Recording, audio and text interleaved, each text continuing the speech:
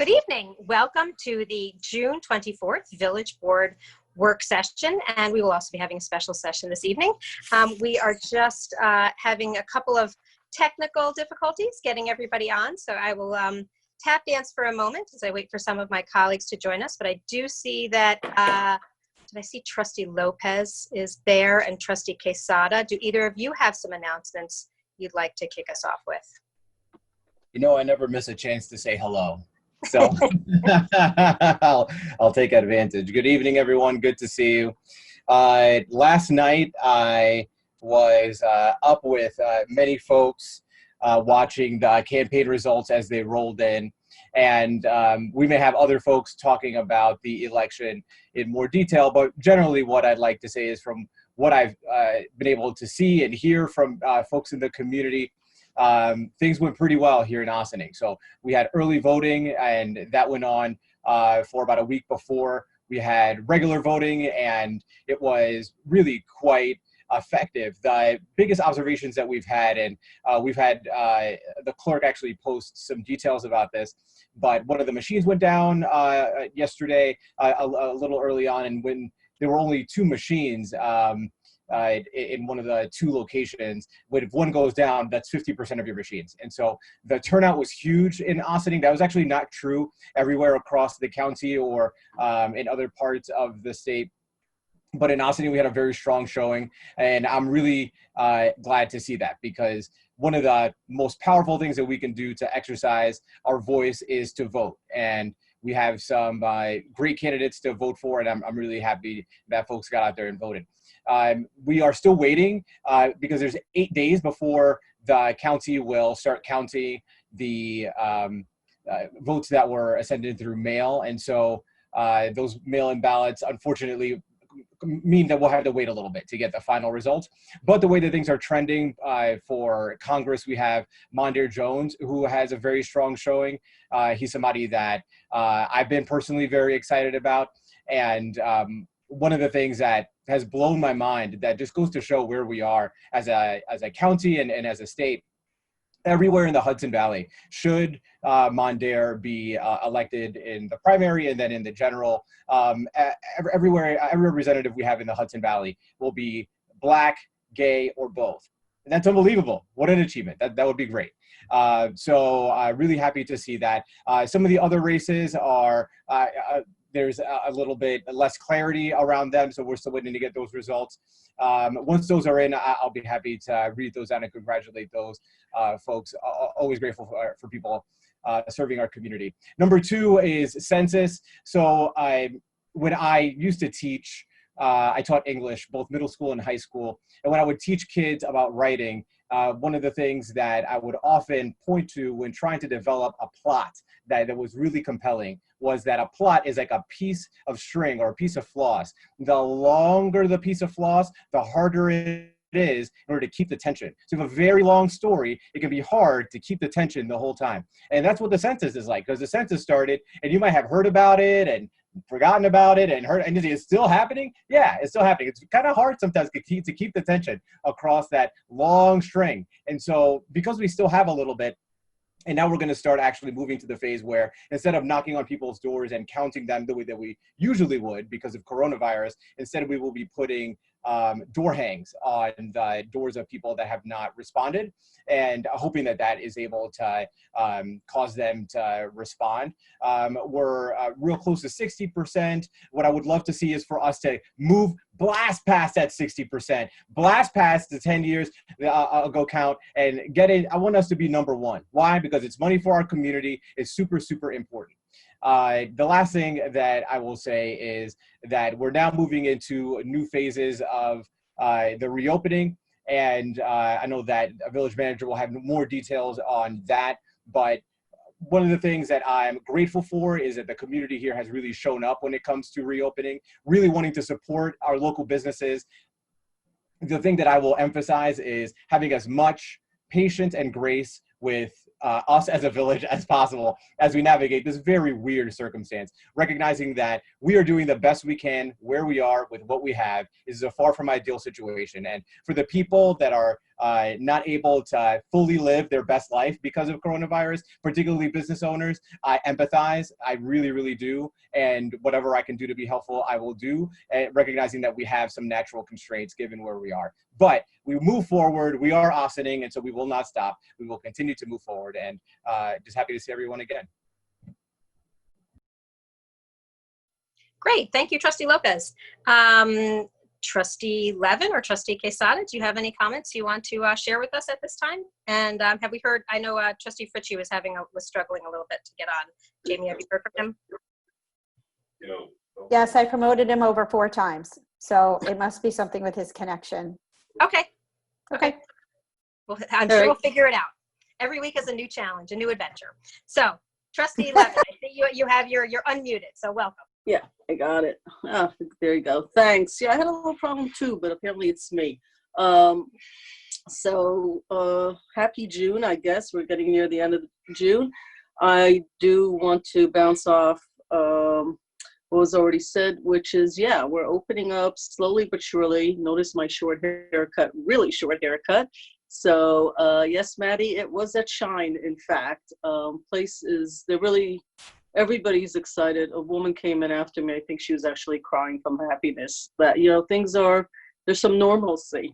And so I hope that everyone, I went to Main Street Deli, bought some coffee. I really, wearing masks, everybody's wearing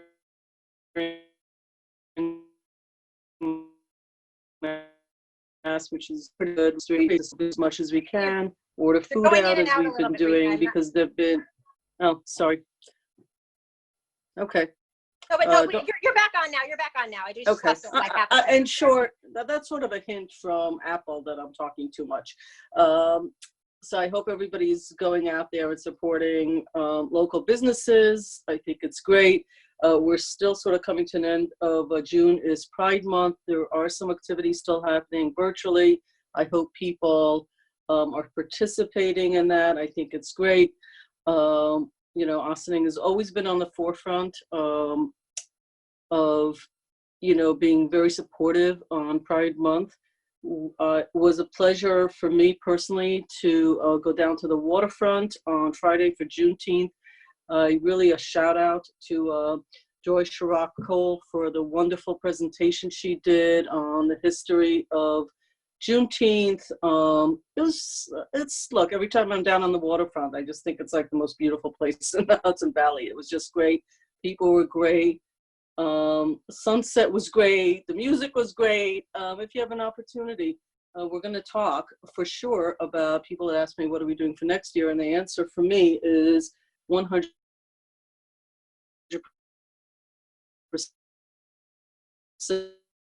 Let's make some planning sooner rather than later because all these things require planning. And as we'll hear, I don't think tonight, but we will be hearing all the issues around event planning and the parades and all the things that we've talked about. All has to be coordinated, and I look to the village staff to be as supportive as they always are to figure all of this out. But June is a busy month, and then it goes right into July 4th. So, the fun just does not end. The elections were amazing. I happened to go, my daughter volunteered. She was a pollster, if any of you have ever done it or watched her. I don't know what the official title is. So this is my younger daughter. So always exciting to see the next generation get involved in politics. So I was up there. The line was around the block. I did have my Austining face mask on, so I got a lot of shout outs. Go Austining, you're in the wrong place, in a very jovial way. It was a blast. And it was a blast for me because I just think that voting is really the practice of democracy. It doesn't matter to me who you vote for. We had a lot of great candidates on the ballot. I don't normally discuss who I support personally.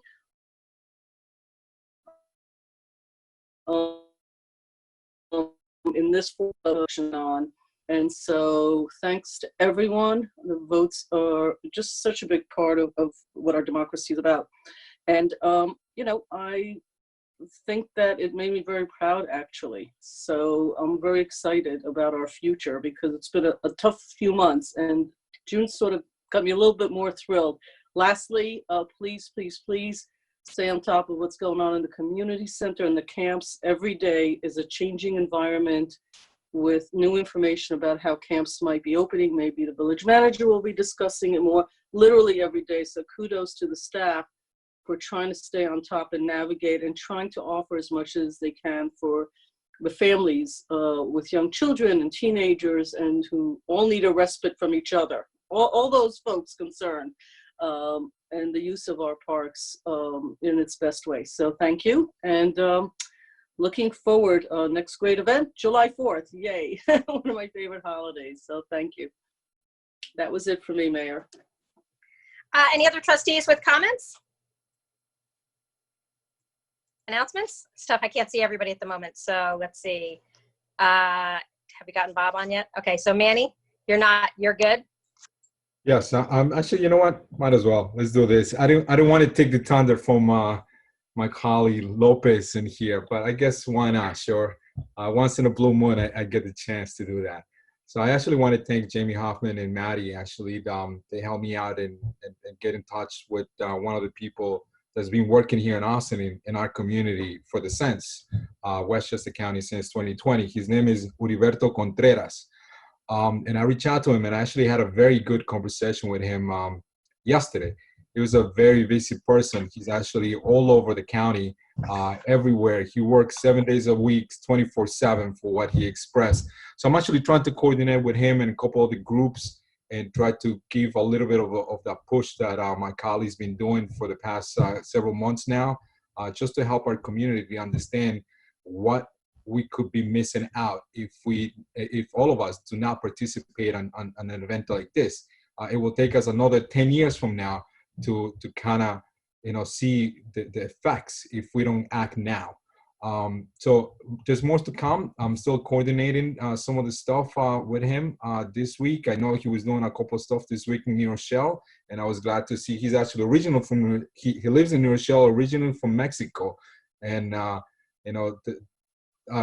every time I meet someone, the world is really short because he knows a lot of people that I'm very good friends with, and it just goes back into a circle. So it was very helpful to the conversation that I had with him. So I want to thank our staff that has been doing an amazing job coordinating this, and I'm going to put my 2 cents and see if we can push this to the next level. So I'm glad to Trustee Omar Lopez inspired me in a way to get involved a little bit more in this sense. I don't want to leave him behind on this, do all the work, all the hard work announcing this. So, but thanks for everyone with their help and everything else. So. Great. I was just trying to reach out to our fellow trustee there, Bob Fritchie, who I know is having some technical challenges right now, but I'll move forward with some of my comments. And then we have an exciting and important agenda, but we also have a couple of special things going on this evening. One is a special presentation, and one of them is we're going to enter into a special session to cast a vote regarding appointments to the Civilian Police Complaint Review Board. So let me just start with my announcements, and then we'll move into those 2 special topics for the evening. And yes, what was perhaps most exciting about the primary election day was the tremendous people showing up in person yesterday. They showed up all week long for early voting, and a lot of people, I think the absentee ballot application, at least statewide, compared to usual, was 21-1, which makes sense because normally most of us are not eligible to apply for absentee ballot. So kudos to everyone. You showed up big time for the school board election and school budget election, and now people are showing up big time for the Democratic and Republican primary. Oh, look, there we are. All 5 of us are here. So welcome, Bob. It says you're Karen DeDory, but we know you're Bob. So thank you, Karen, for creating a pathway for Bob to get on. I'm glad that was figured out. Bob, before I go on with any more announcements in our special events this evening, do you have any comments or announcements for folks? Even if I did, I forgot them already. No, I don't. Understood. Okay, well, oh God, that was painful. if you think of something, you chime in. We'll pause, but we do have a number of things to get started with the beginning of this business. So I'll just chime in with the enthusiastic support of local businesses. My children have been to the orthodontist, they've been to the dentist, they've gotten their haircut, my husband's gotten his haircut. I have made all of these appointments and shuttled everybody around, and tomorrow I will be at Shine, and I don't think my hair will be as chic looking and short as Trustee Levin's, but I think it looks great, and I'm very excited. You can't see the bottom of my hair. I'm practically sitting on it, so I'm very excited to be there tomorrow. As well as we're now in, as of yesterday, phase 3. That means you could actually sit inside and have a meal in a number of places, but it is up to us to support this next phase, which means don't go anywhere without your mask. I'm sure a lot of the businesses will have masks for you. They will certainly be requiring you to have them when you enter, or they should be. So please, please, please, everyone, just be very conscientious. If you're in a restaurant and you're enjoying dinner with your family at a table, you're allowed to take your mask off when you're sitting down. The moment you stand up to go to the bathroom and wash your hands, or whatever it is, please put your mask on and don't wander around or stand up and have a drink or anything. So, but it is exciting to be in phase 3, and let's hope all goes well so that by the end of the month we are in phase 4, and then who knows, maybe we will be in phase 4 forever, but maybe not. And I will just mention, the town supervisor had a really fun idea for July 4th, and I didn't get a chance to reach out to my colleagues. So we're not doing fireworks this year, as we know. They were canceled. Unfortunately, that's just an event that attracts thousands and thousands of people, and there's no way to socially distance thousands of people at an event. So obviously we're not going to have our usual celebration, but we did want to reach out to community members. A lot of people like to decorate their homes for the holiday, so there'll be a competition for folks to want to decorate their homes for July 4th. And so we'll be, stay tuned for more information about that. It's just, the idea is just coming together, and we certainly didn't want the holiday to pass without having some acknowledgement in our community. There are so many people who have fought for so many of the freedoms that we have, and so many of us who are fighting for our continued journey to become a more perfect union. The census, I'm very excited. We are tenths of a point, like fractions of a percentage point away from passing the 60% mark. So that is a nice milestone. I look forward to that happening. We are staying ahead of Sleepy Hollow, but we have not yet caught up to New Rochelle, but we are all within a point of each other. So we could definitely overtake them. We've got some new upping our game in the social media campaign. Thank you very much to Jaime Hoffman for coordinating all of that. And hopefully that'll take us over the 60% mark and far beyond. The last thing I wanted to mention is Virtual Village. We launched today. Thank you, Maddi, for bringing us that wonderful idea. It was a lot of fun. Has anybody else recorded one yet? I recorded it last week and it aired this week. Not yet, so we're scheduling the next one to be sometime soon. If you haven't gotten to see it, it is available on the Village Facebook page. Maddi, is it available anywhere else for folks to tune into? Maybe on our YouTube channel, anywhere else? Yep, it's on the YouTube channel too, as of this afternoon. Terrific. Thank you so much, Maddi, for bringing us that fun idea. So for anybody who doesn't know what we're talking about, Virtual Village is a way for us on the Village Board to have a conversation with some of our business owners. We started with Brothers Fish and Chips.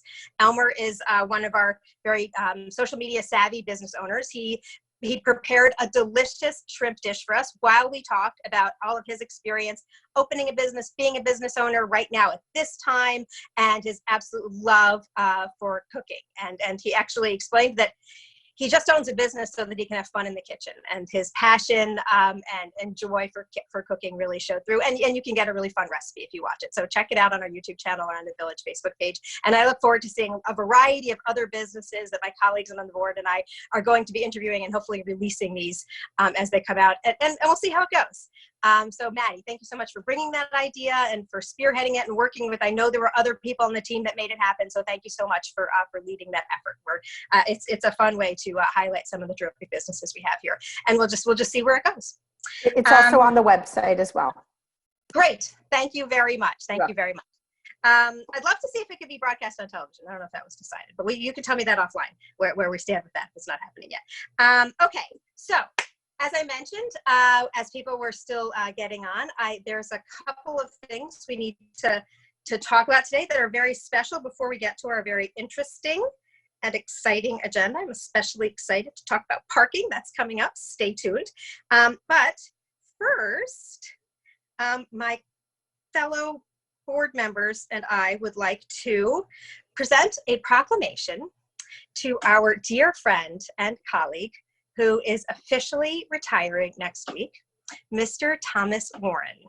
So we have a proclamation here for you, and I'm going to read a good chunk of it because it shares a lot of information about you that I think some of us didn't even know, and I'm sure the public doesn't know. And then after I do that, I'd love to hear more of your thoughts on anything you'd like to say about your service or what you're planning to do. Okay, Tom?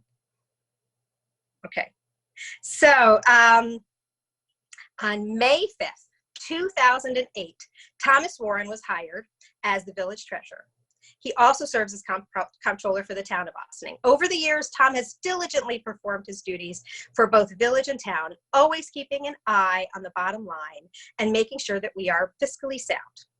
And whereas watching over the finances of any municipality comes with great responsibility, making sure that funds are spent wisely on behalf of the residents, Tom has been a patient teacher, kind supporter, and wise counselor for dozens of elected officials who have had the privilege of serving Ossining with him. Tom is a distinguished professional who is well respected by his peers, and the community of Ossining has benefited greatly by his dedicated service, expertise, and vast experience. And tonight, Tom is being honored for his many years of service and commitment to our community. As Tom looks forward to retirement, we wish him all the best and hope that he can adjust to a more laid-back schedule with time to relax and enjoy life with his wife, Diane. Now, therefore, I, Victoria Garrity, Mayor of the Village of Ossining, on behalf of the Board of Trustees, do hereby congratulate Thomas Warren and proclaim Tuesday, June 30th, as Thomas Warren Day in the Village of Ossining, and urge all our residents and merchants to join us in honoring him. Tom, thank you so much. Well, thank you so much. I'm so honored. It's an emotional time for me. I thought that I'd be here a while longer, but due to circumstances, and I think my wife is listening in on the phone to this board meeting. But I really enjoyed my time here working for the village. I've enjoyed working with the board and for the board and the managers, and working with all the department heads and all the employees. During the pandemic, I think I've learned most of all that that's the part I'm going to miss, is the daily interaction with all the employees, especially at 16 Croton, who I see every day. And I'm also going to miss Dale. Dale has been such a workhorse. And such a hard worker, and has been so helpful to me and to the office.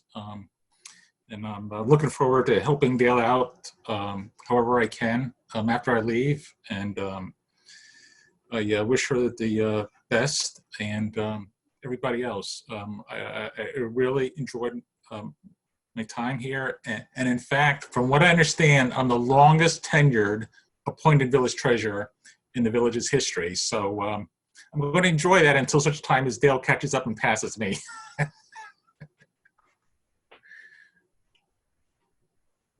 Excellent, excellent. Well, I got to read all of the proclamations, so I'll just pause if any of my colleagues want to say anything publicly to Tom, and I'm sure that everyone will either has or will reach out to Tom privately. Someone has some yucky.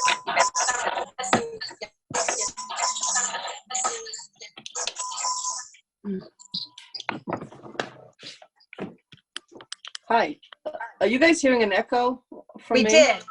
I don't know who it was. I'm working on a laptop. It was Dale. We're all fixed. Okay, everybody's good? Is it okay if I speak, or I don't know if Please, Rika, go right ahead. It's your turn. So, Tom, congratulations. First of all, on retirement, which is a really cool thing, but also on the proclamation. You know, when I started, I came in not through an election, but through an appointment. I interviewed for a job with a dozen people, and it was sort of the fall, right into budget. You know, I've done lots of budgets, but I remember from the first moment how helpful you were. Always calm, always to the point, always helpful, always excused like an old unused word, always a gentleman, you know, in the best of ways. And I do want to thank you. And really, it's been exactly that way for the 5 years I've been there. I'm sorry, actually, that you're leaving us. And I really wish for you, your wife, really all of the best that life has to offer you. And I thank you for your service to the community and personally for just being so generous with your time and your professional behavior. So thank you and congratulations. Thank you very much.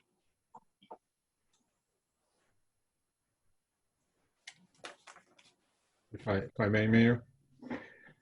So I known Tom since probably 2011. And I was part of that budget process. And one of the things that previous board members said, you know, make sure you sit down with Tom before you actually decide or think about doing anything else, because you need to understand the finances and how the village works. And Tom and Dell are the two best people that we have, and they will make you understand this. Through the years, I have considered, I hope I can consider Tom a friend. You know, when a couple of times we used to take walks through the village and just to see the capital projects that, you know, some of the stuff some of the stuff that we were working on it. And he would explain to me, he knew a lot more than what we thought he did, you know, at least that I thought he did. You know, it was just finances, but he understood the projects. He knew about different items that I was always surprised. And I tried to make time to have a cup of coffee with Tom and just walk the village as he used to do before. I'm pretty sure you still do, and in your own way. And I'm going to miss that. I'm going to miss that a lot. But I wish you the best of luck. And whatever you're going to do, I know you're going to be successful in life. Hopefully, actually, you take some time off, Tom, and actually just relax, you know, and enjoy retirement. But I know you're not. I know you're going to find something to work on in some, you know, in some different way. But I know you always give not just 100%, but 200% of whatever you decide to do. And I wish you the best. And I'm going to miss you, my friend. Thank you so much for everything you have done for our community. Thank you. Thank you for the kind words. Hey, Tom. This is Karen talking. I haven't worked with you that long. I mean, more directly in the past 6 months. Again, anytime I've dealt with you or Dale, totally a gentleman. Will sorely be missed. And all I could do is wish you the best of luck in your retirement. I don't know if you golf or not, but I hear it's nice out there to golf. But like I said, just wish you the best of luck. And I wish I was around longer to become more of a friend. So best of luck to you, Tom. Thank you. Hey, Tom. Similar to Bob or Karen, we didn't have a chance to work for an extended period of time, you and I, but I did have a chance to see you in action for the last year or so, like really up close. And one of the things that has really stood out to me, Tom, is that you are a man of consistency. It's an incredible consistency of high level, excellent work. And the reason that that is so important for the work that you do is because, you know, not too long ago, the town's credit rating was increased. And that only comes when you have worked for years in order to ensure that this is an institution that people can feel safe investing in. It takes years of hard work and detailed work in order to get there. And you're the man behind a lot of that work. I've been really impressed by your work product, but more than anything, it's your ability to do it you've been doing it for us for 12 years. Before that, it was nearly a decade at Mount Kisco, right? And so you have a lot of years under your belt of excellent work. And just like it takes a long time to build your credit rating in order to get it to the point, it takes a long time to build your reputation. You built an incredible reputation, incredibly large shoes to fill. We will miss you dearly. Thank you so much for all of your service to our community, Tom. Thank you. I'm still here to help. Thank you. Tom, I just want to close with a couple of more casual comments beyond the official proclamation, which thank you also to Lisa Nestor. I don't know if everybody realizes this, but Lisa is the woman behind making all of these proclamations happen and keeping us on task and reminding me when the next one's coming up. And she does a really great job. And then I just come in and say, oh, can we also say this too? And she makes everything happen. So she is behind a lot of these messages as well. If you haven't gotten a chance to hear nice words from Lisa, they are embedded in what I just read to you. And so I just want to point out, and we did say your dedication, but I don't know if people probably realize how often you are at Wednesday meetings, and I know you're probably at a lot of Tuesday meetings too with the town. I don't necessarily see you there as often, but people may not realize how often we see you when you're off the clock. But you just have such dedication and connection to Ossining. I've seen you at the village fairs. You've been to inaugurations. You've been to other community events. And that is just emblematic of how much you care about this job and how connected you are to our community and how fortunate we are to have you for all of these years. And I also, one of the things, the many, many things that I have missed about during these last few months, and you touched on it, is spending time in 16 Croton. Usually every Tuesday I was in 16 Croton for the last most of my entire time as mayor. Tuesdays have been my office hours, and I've just stayed there to get all my questions answered. And during that time, you've been such an incredibly helpful mentor to me. It started with my first budget, and I remember going into your office and saying, help me understand this, help me break this down in a way that I can make sense of it. And every year since then, you know, being an elected official in village government is on-the-job training. Nobody really goes to school to be a local official. And so you have been one of the most consistent and helpful teachers for me, and I am a far better mayor and public servant because of you. So thank you very, very much for that. Oh, and I don't know, you know, we didn't mention, but before you were in Mount Kisco, I don't know if everybody knows, you worked for Comptroller Tom DiNapoli. So before you were in municipal government, you were in state government. And then that was helpful when we had our own little audit with the state comptroller's office a couple of years ago. So you bring so much to the table, and we are just so, so fortunate to have had you all of these years. And I know you're going to be with us doing projects for the, you know, a number of months to come, and I'm grateful for that. So this isn't a final goodbye, and we're all living in this virtual world anyway. So you might as well be in Arizona when we talk to you next time. But we are just so grateful and fortunate to have you. So thank you very much. Thank you again, and I also again want to thank Diane, who's been listening in to all this. I know that she knows all this, but I know the two of us are very grateful for all the kind words that everybody's had. I really enjoyed working here so much, and I'm going to miss it. So thank you all. And thank you to Diane for giving so much, for her not complaining. I assume she's not complaining because she's probably just perfect in every way, but her allowing you to spend so much time with us, because you really are such an incredibly dedicated public servant. So thank you. Thank you. Thank you to Diane. And I just wanted to say thank you as well. And it's been a good, definitely good 12 years working together. And I'm glad that you're going to stay around and help out. And I'm much appreciative of that and your support. Absolutely. I've learned a lot and will continue to. And totally appreciate and thank you. And thank Diane and Hobie and the cats. Thank you, Dale. Alrighty, and I know that that the staff still has an opportunity to talk with you. So this may not be the forum that everybody's going to chime in, but if there's anybody else that wants to say anything, please do. Otherwise, we do have a hefty agenda, and I don't see anyone in the waiting room that is related to our special session. So we might as well hold the special session until later this evening. Okay. just looking, trying to see everybody's face. That's why I'm looking over there. I've got two screens. Okay. Oh, Karen unmuted herself. Is that because you're ready to go ahead with the agenda? Yes, whenever you're ready for me, I'm ready. Okay. All right. We have a very exciting agenda, so I will turn it over to Karen DeTore. What's first? What's first? Well, I do have to acknowledge Tom and his dedication and service, but we have a few other things planned over the next couple of days, so we will be acknowledging him well at 16 Croton. So, but thank you, Tom. It's been an honor for me to work with you. I appreciate it. First up on our agenda is wetlands legislation.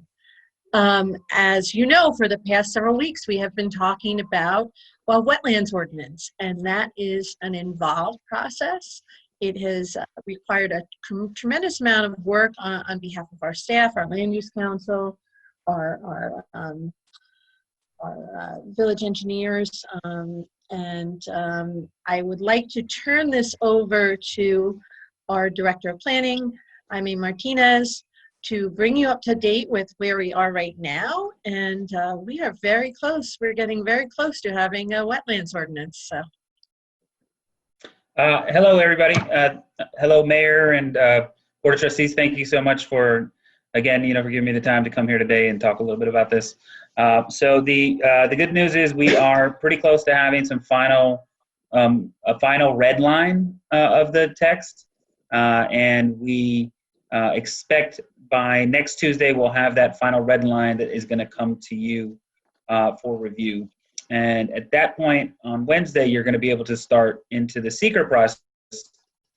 So there's still going to be time to make any changes if there are any sort of policy directions that the board would like to go to make minor modifications to this.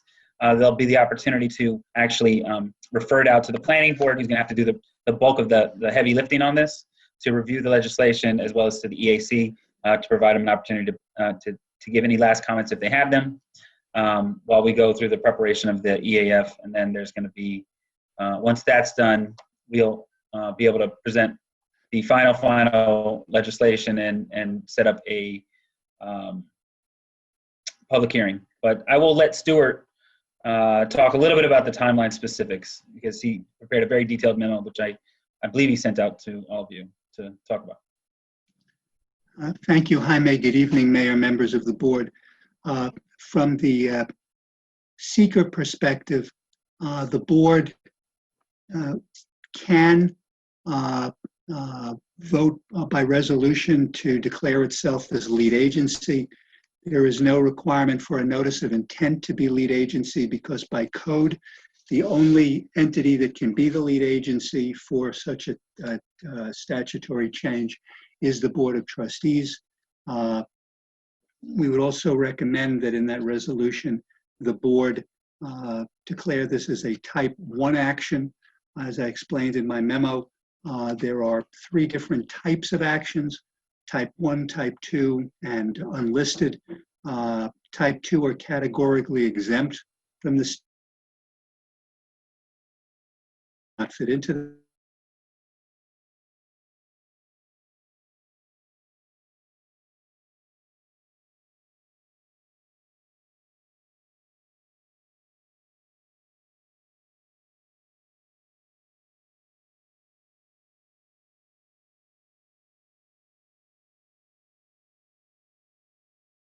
that will allow the board to make what is called a determination of significance. If the board finds that there are any significant adverse environmental impacts, it would result in what is called a positive declaration. If the board were to find that there are no significant adverse impacts, environmental impacts, it would result in what is a negative declaration. And a negative declaration would then stop the seeker process, and the board could then proceed with consideration of the local law.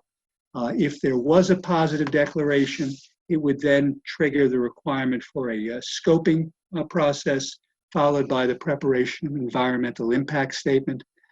So those are things that have to be done.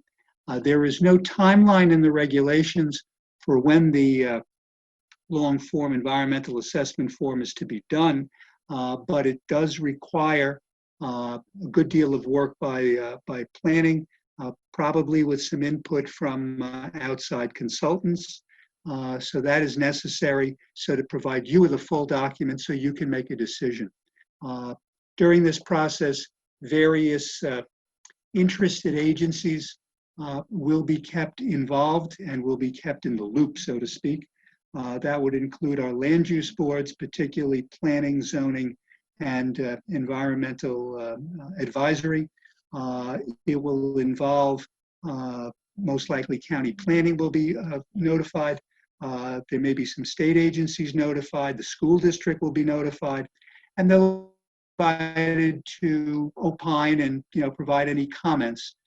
They are not lead agency, nor are they considered an involved agency, because none of those agencies have the ability to fund or determine the project, which in this case, as I said, is the local law. So that's how the process will proceed as we go forward. And ultimately, there would be a public hearing on the local law, and that there will be a provision in the resolution at that time, which will deal with the fact that seeker has been completed. But that's how this will go, and we'll just proceed. So if it is the board's desire, there can be a resolution placed before the board next week, again to declare themselves as a lead agency. That is then provided to all the interested agencies, and also determining this to be a type 1 action, which, as I noted, will then start the process for the preparation of the long EAF. Thank you. Yeah, and so to kind of go back to where we had been talking about this several weeks ago, the goal was to try to get this legislation in by August. You have to go through the environmental review process to determine whether there is going to be a pause deck or not. It is unlikely that this ordinance would yield a pause deck, although you can't be certain of that until we actually complete the long form EAF to figure that out. But if it is deemed to be a neg deck, then we do expect that we're going to be able to get somewhere with this by August. The only hiccup I think right now is the question about the public hearings and sort of the changing laws around public hearings. I'm sorry. The only question right now is about, what was the last word? The public hearings, just whether or not public hearings can be held online, or, okay. How the board feels about that. So, but we're in line to get this done by August. So, are we commenting? Please go right ahead. Great. Thank you for your hard work. This has been a really involved process. There are so many details with respect to this. So Jaime and Stuart, and I'm forgetting people, but everybody involved. Thank you. Joey Estinelli. Yeah. Yes, absolutely. Thank you. So my big question is with respect to the public comments. We have a long list of pieces that require, pieces is not the right word, don't go with it, that require public comment that we have waited until we could do it in person. And we may decide that this is something that we can do online. I think there's a good argument to be made. People are more comfortable now than ever after having almost 4 months of online meetings and opportunities to engage. We're seeing across the board, from our meetings to many others that I've been a part of, increased participation beyond what we usually have in person. So there is a good argument to be made that, particularly for issues that are not wildly controversial, having online-based public comment periods would work and would allow us to advance this work. At the same time, I don't know if we were to say, okay, we feel comfortable with advancing to the public comment period and doing it online.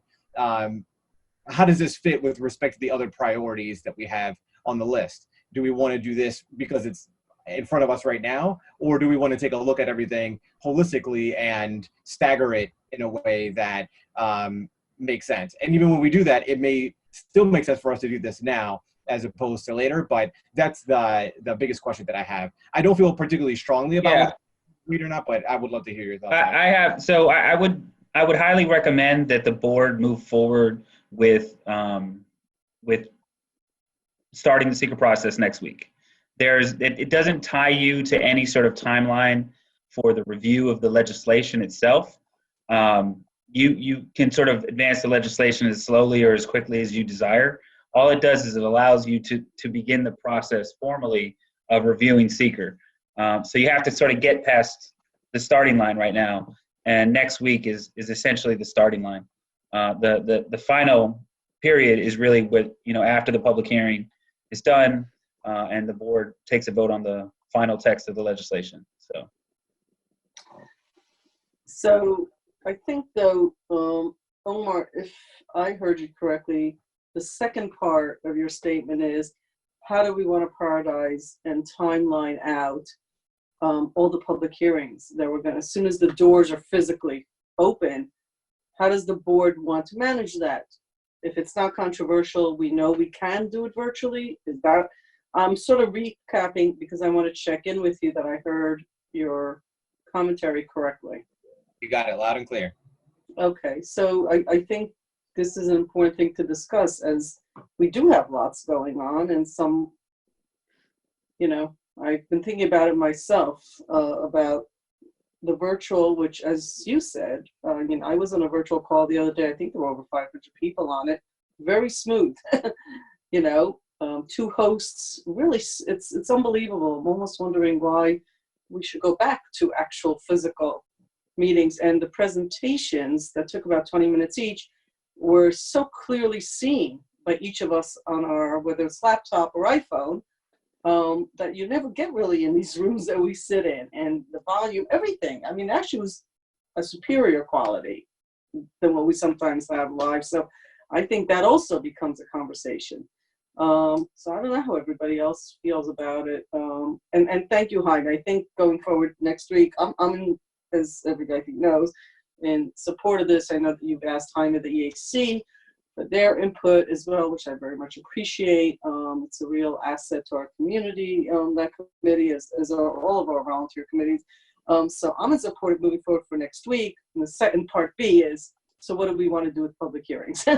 Like, is this a time to discuss it, or do we want to maybe discuss it later? I don't know. I mean, I think that Omar Lopez brings up a great point. Well, I think for the purposes of next week, you can discuss it today if you want to. You can discuss it down the road if you want. It's really a board decision. I think for the purposes of next week, you get started, and you can figure out that process down the road. One thing that has been true throughout this entire process of opening back up is that it seems like every week the rules are different. So who knows where we're going to be in a month, to be honest, with these public hearings.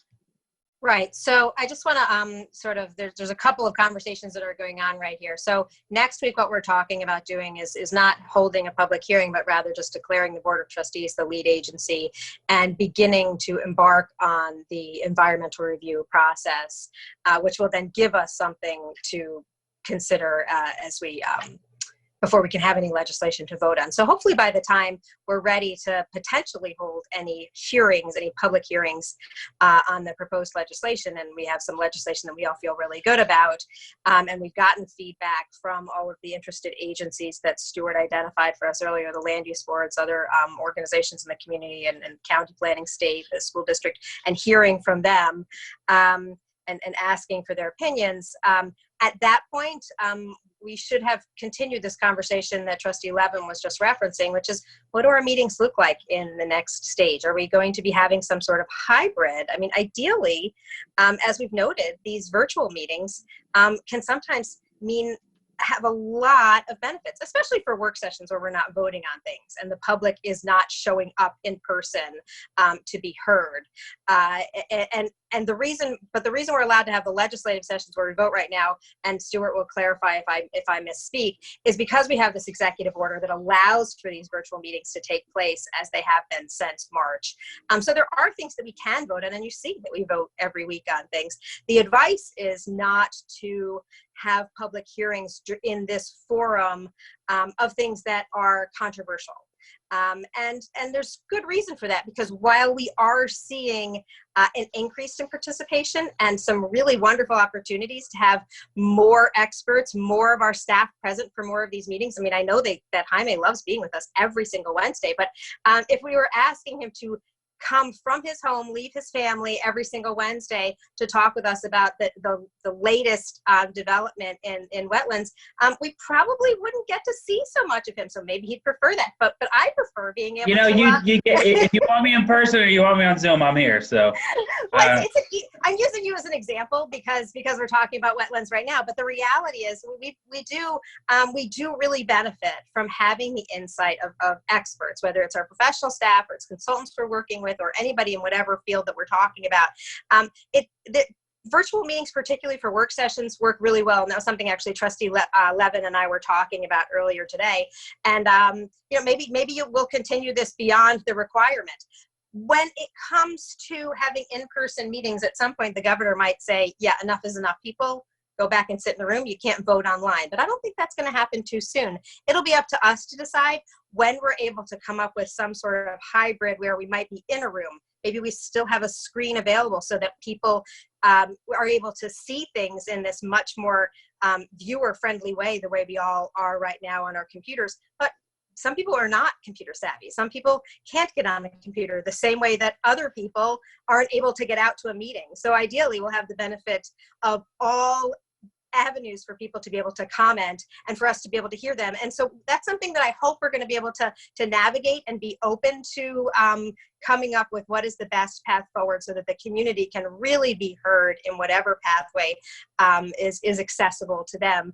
But for the purposes of just the wetlands and the next 7 days, I'm hearing that everyone is okay with moving forward, declaring us lead agency next week and determining this is a type 1 action and embarking on the seeker process. Is that accurate? And then we will continue this conversation about what does our meeting look like next week, next month, next season, and next year I'll be watching you guys. So you'll figure it out for 2021. Is everybody in agreement am I hearing everybody accurately? Yes. I'm fine with right. that. Sounds good. Any other questions for Jaime on wetlands? I mean, we get to talk to Jaime every week about wetlands, so you'll get to talk to him again next week about wetlands. But any other questions for him right now? I just had, I guess, more like a comment, and I guess a questions as well. So I'm in favor of this moving forward for become a lead agency for next week, as we stated before, for the rest of the board. I guess my question is, it becomes more the implementation of this. And Jaime and I had long conversations in regards to exceptions and how does this affect to other people in different neighborhoods where this could be a potential impact. I think we have to be very clear on our end, what does that mean? So I'm not going to ask you to go into the details now, but at some point we have to have that conversation. We need to make sure that this is not going to, impact a homeowner trying to build, like you put a swing set, things of that nature. I think we have to make sure that that's not going to be an impediment for someone to make a small improvements on their homes. When I'm talking about 1 and 2 families, I'm not talking about anything more than that. So when that conversation comes, I'll probably have more questions. But at this point, I'm in favor of moving forward with this. And obviously, the implementation on who's giving out the permits. We have to have a consultant that does all these things. So I have a bunch of questions, which those are not being asked today. But I have concerns, and how is that going to be taken care of? So I'm going to be addressing those on future presentation, I guess. Well, Mandy, I just want to clarify, because what I'm hearing is a lot of the things that we have discussed in past meetings are there, and hopefully they have been taken into account in the next version that we're going to see, and whether they reflect exactly what you're hoping they reflect. I kind of think that that's one of the things that we're going to be fleshing out and sort of working through in the coming week.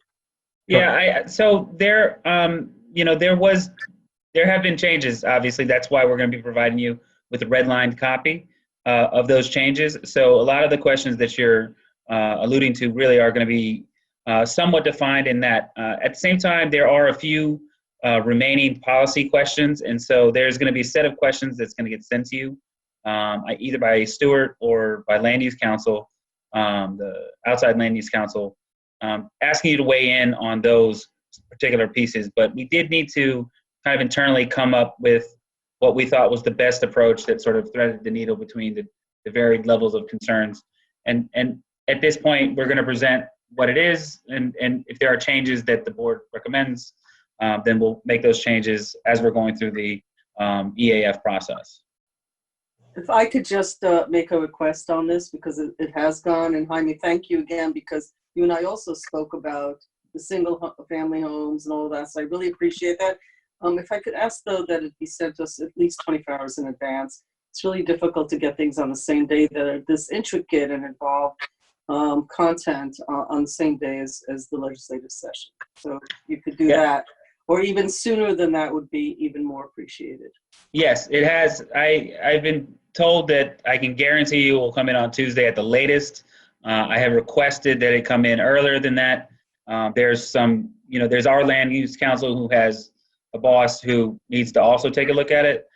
So we just want to make sure that it gets all the right eyes. So I don't want to promise that it's going to get to you by Friday or even Monday morning, but we know it's definitely going to come in by Tuesday at the latest, and they have been asked to sort of push it out as quickly as possible, preferably, if it's at all possible, trying to get in by Friday or Monday morning.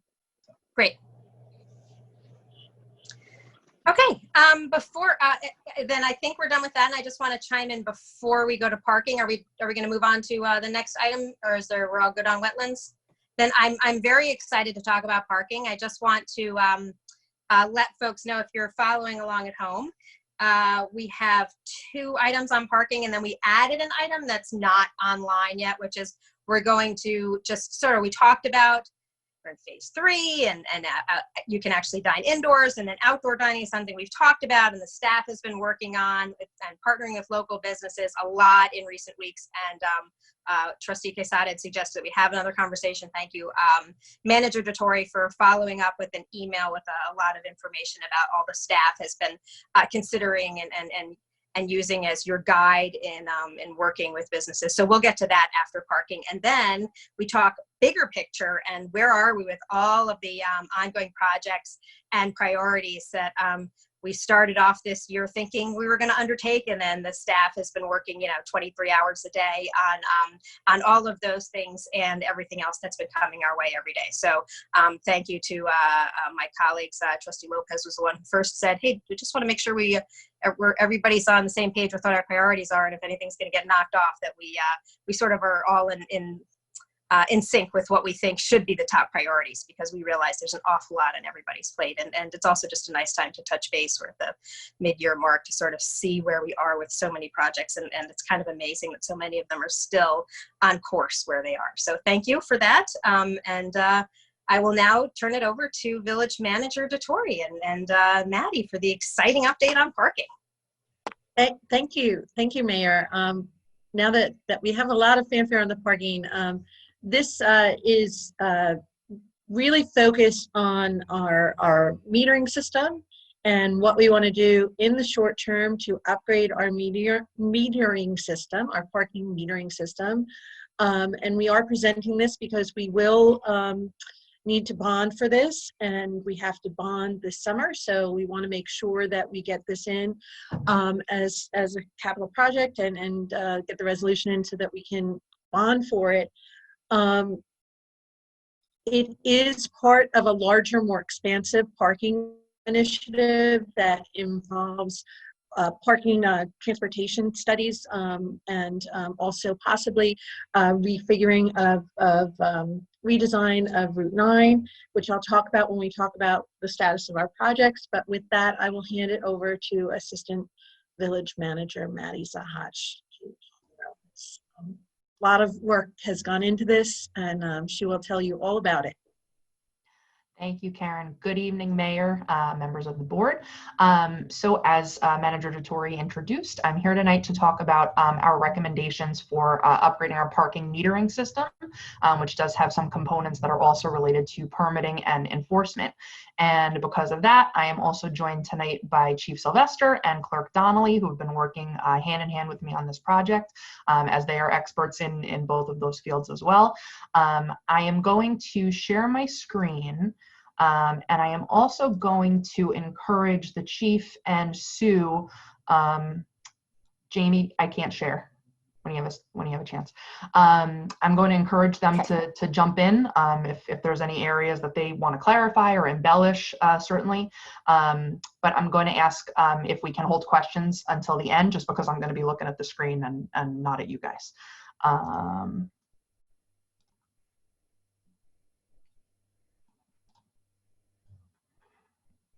Okay, I'm still snagged, but I know, I'm trying. Sorry. Okay, no worries. All right. Technology hates me today. No problem. So after over the past several months, like I mentioned, we've been working as a team to try and figure out what is the best holistic system that we can find to alleviate a lot of the parking challenges in the village. And sort of thinking of the best way to roll it out, we thought, starting with the metering system is, obviously a priority. And then the vendor working with us on that is going to inform what we're going to do for metering and for enforcement. It is not letting me. I don't know why. I'm sorry.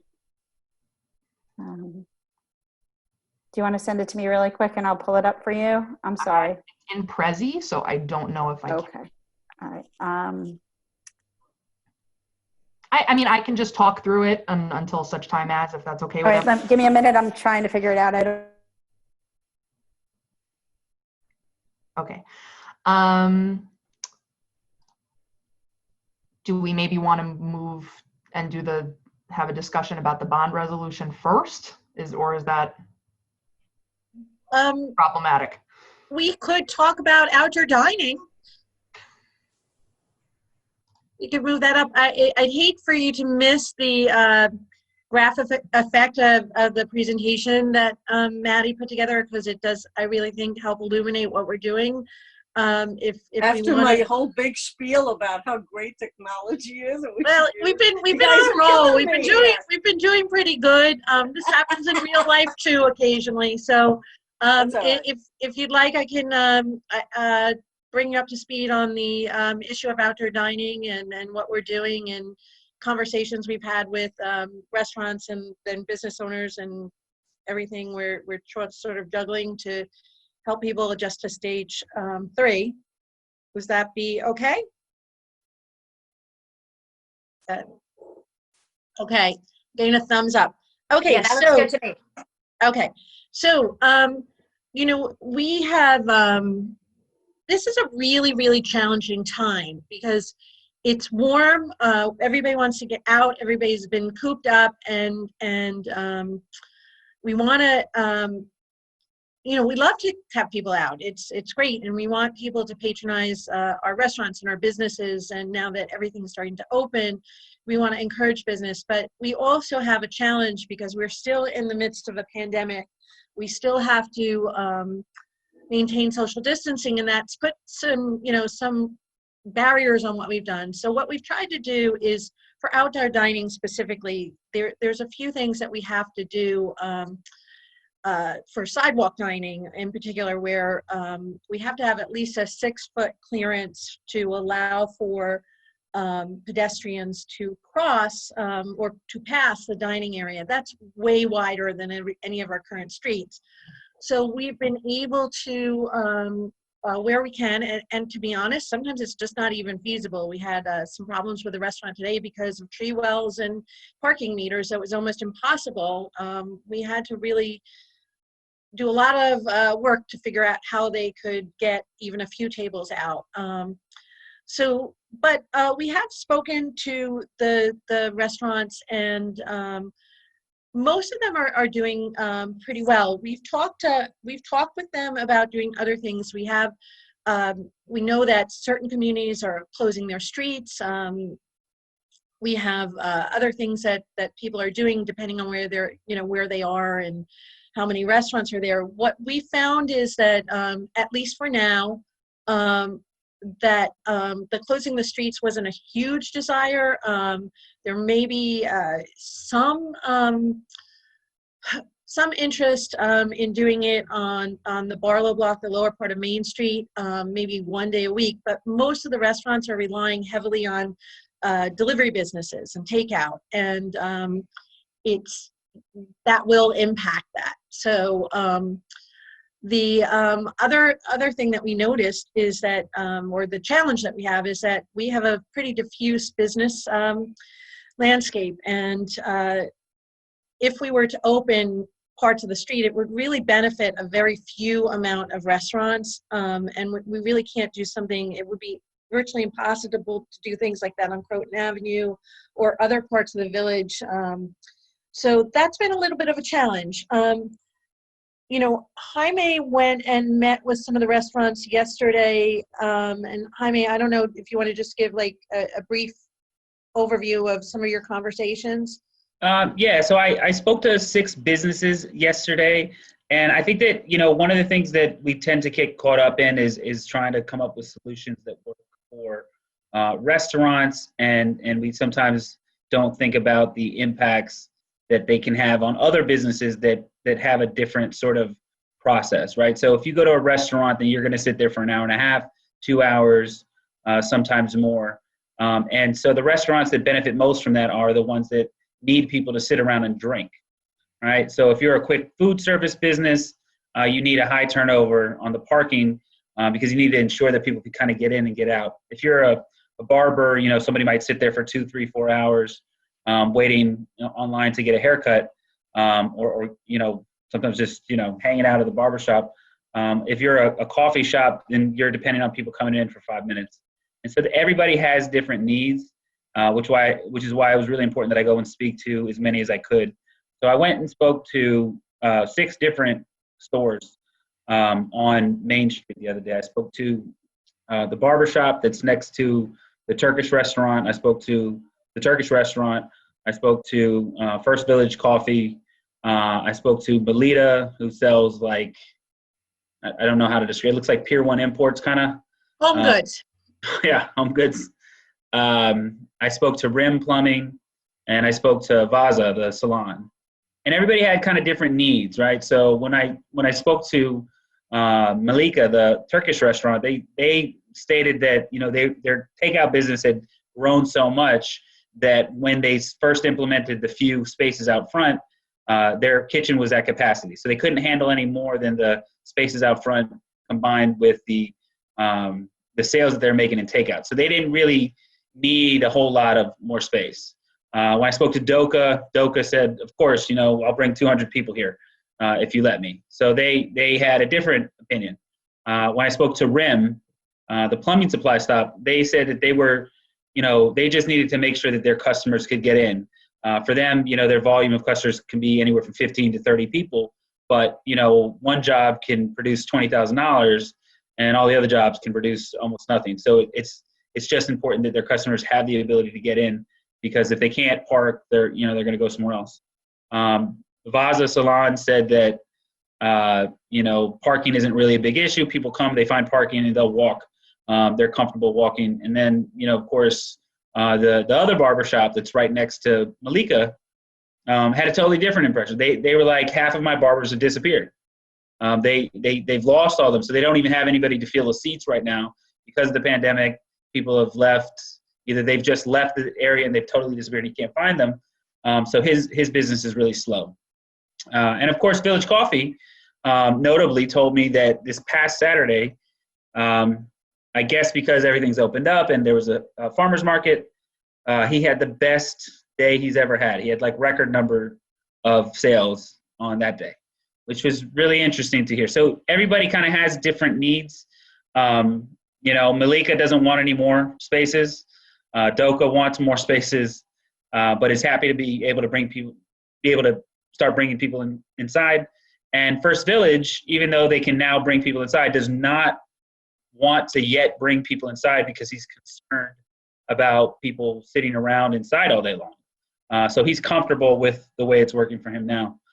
So it's really interesting. A lot of times, if we try to come up with a solution, it's really important to go talk to the people who are, theoretically going to benefit from that solution to figure out what the actual desire is by those individuals. And what we found when I went out was that there was only one business that really wanted to have more space than he had. But he honestly, at Doka, was somewhat content with what he had. I mean, he had a lot of spaces outside. He now has spaces inside. So he wasn't, really hurting.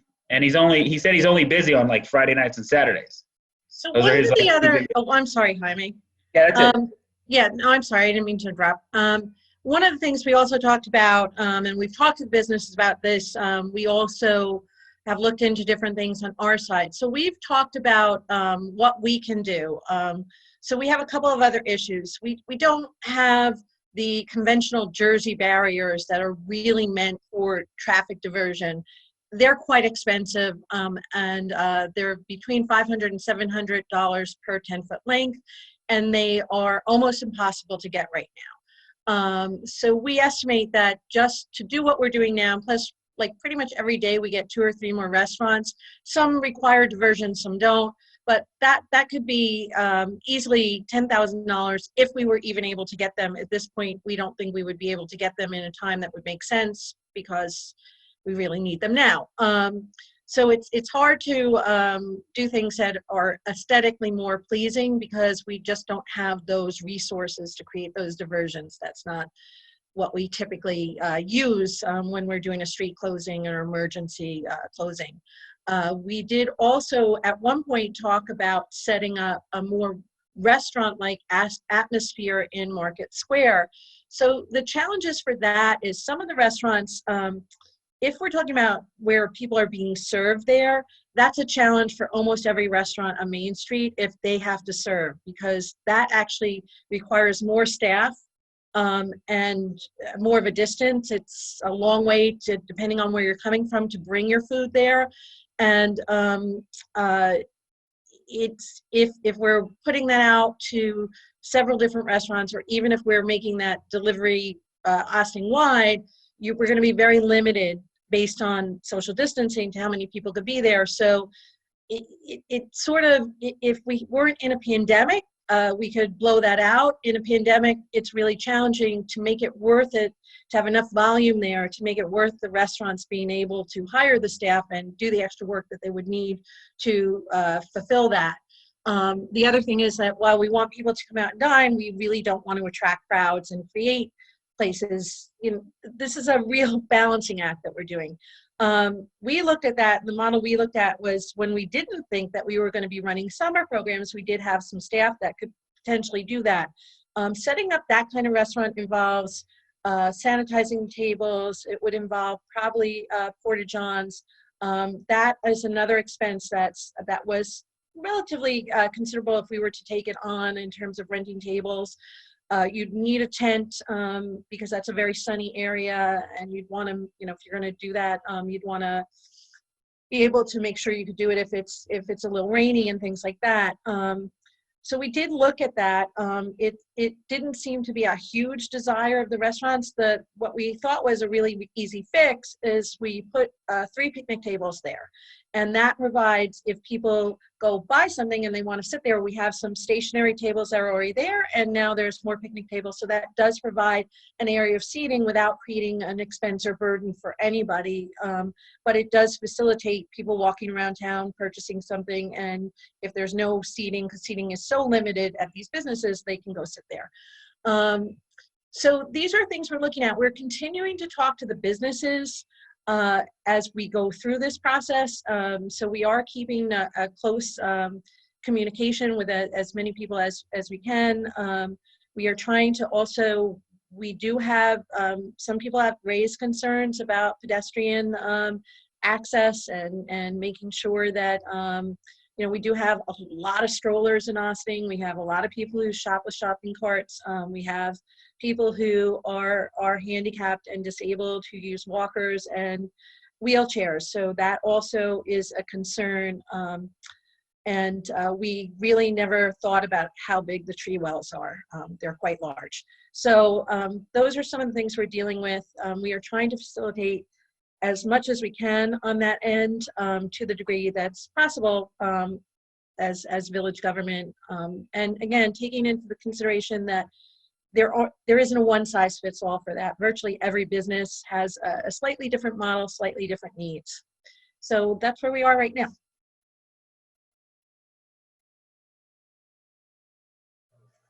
Manny, since you initiated this this item, did you want to chime in with any? And I know you spent a fair amount of time walking around and looking at the various businesses. Did you want to ask any questions or bring anything to conversation? Yeah, no, thank you, Mayor. Thank you, Karen, for this, and Jaime for this. Obviously, we weren't expecting to be in this kind of situation last year. Sure, we were expecting to have a village fair and have a 4th of July and have all these things that were planned through our budgets. The recreation, have summer camps. So there's a lot of things that we are in an unknown situation. It's like we're going kind of blind, trying to navigate through all this our sort of like a routine now that has become in our lives. Thank you for, one of the biggest concerns that I had is obvious safety in regards in the look of what these barricades kind of had created in our downtown, in parts of our downtown at least. That was something that, I addressed through my email, and we had a conversation with Karen and Jaime, and I thank you for kind of clarifying and see what the struggles are in situations like this and what we could be doing to make it look better. And I know it's a temporary situation, but, we don't know, what does that mean at the end of the day? Sure, things changes every day. Obviously, the safety concern is a big factor on my end. I raise concerns, and just for, I guess, for the public and for the members of the board, ADA compliances is a big deal. Some of the stuff, I know there's going to be you guys, the staff was going to be addressing that. They were aware of that. So I'm glad. Let me be real clear here. Yeah. If we were to try to create ADA ramps where there is no curb cut, it is virtually like we would be in the middle of the roads based on the angle of the curbs. So what we're trying to do is just facilitate and create other ways to make sure it's safe. No, I'm not expecting. We'll be definitely the two. The one lane, it will become a half a lane. I'm aware of that. No, definitely. Okay. I know the restrictions of an ADA compliance is, unfortunately, sometimes it gets a little crazy. But I know you guys are on top of that. So I guess what I wanted to do, and part of the conversation that I had before was, seems that we have a lot of challenges right now, and we know we do. We always did. This is not the first time that we're trying to figure something out, how to help our businesses downtown. How do we create the branding that we always talked about it for years? What is our branding? Sure, it does become as a challenge. I think what I would like to, I know there's a lot of different businesses have different needs. Our community itself, it has different needs. If you go down to the waterfront in the weekend, there's a totally different environment that you go down to our downtown. Sure, and if you go up Corona Avenue, is a totally different, environment as well. So what is our middle ground? I think that's what I'm trying to figure it out, and I'm asking staff to help me understand. And by that, it will be helping our businesses, anybody that want to participate on this. And I think, I've been in different locations, just drove by different locations over the weekends and through the week and see what other municipalities are doing and try to simulate a little bit of what they do in something that we could take advantage of that here in Austin. And if that means, I know there's a challenge. You mentioned the challenge doing a Market Square. But to me, it's a challenge. Great, let's take the challenge and let's try to figure it out if it works. If we fail this year, we know we're not going to be doing that anything moving forward anyway. But if we are successful, why can we take the challenge that we have now and make it bigger next year? So that's where I'm kind of coming from. If we can utilize Market Square, talking to other businesses. Jaime, I appreciate you talking to businesses in the downtown. I think we should be talking to businesses on going up in the Corona Avenue sector and going all the way up to Campus Road as well. So I need all these old local businesses that they may want to do something, that they may want to participate on something, on events. If you drive Spring Street, there's a lot of Spanish restaurants that they're not, either they're not aware of the outdoor seating, or they don't take advantage of that, or maybe they don't need it. Some of the Right. restaurants on Main Street, they're saying they're doing great with, just pick up and deliveries. Maybe they don't need it. I haven't seen, any of the Spanish businesses, take advantage of that. I don't know. I don't know what the circumstances are, but maybe, Upper Crown Avenue also has a bunch of restaurants that they could maybe potentially want to do something there. There's always been an idea floating around in using Market Square with pop-up restaurants concepts that we had.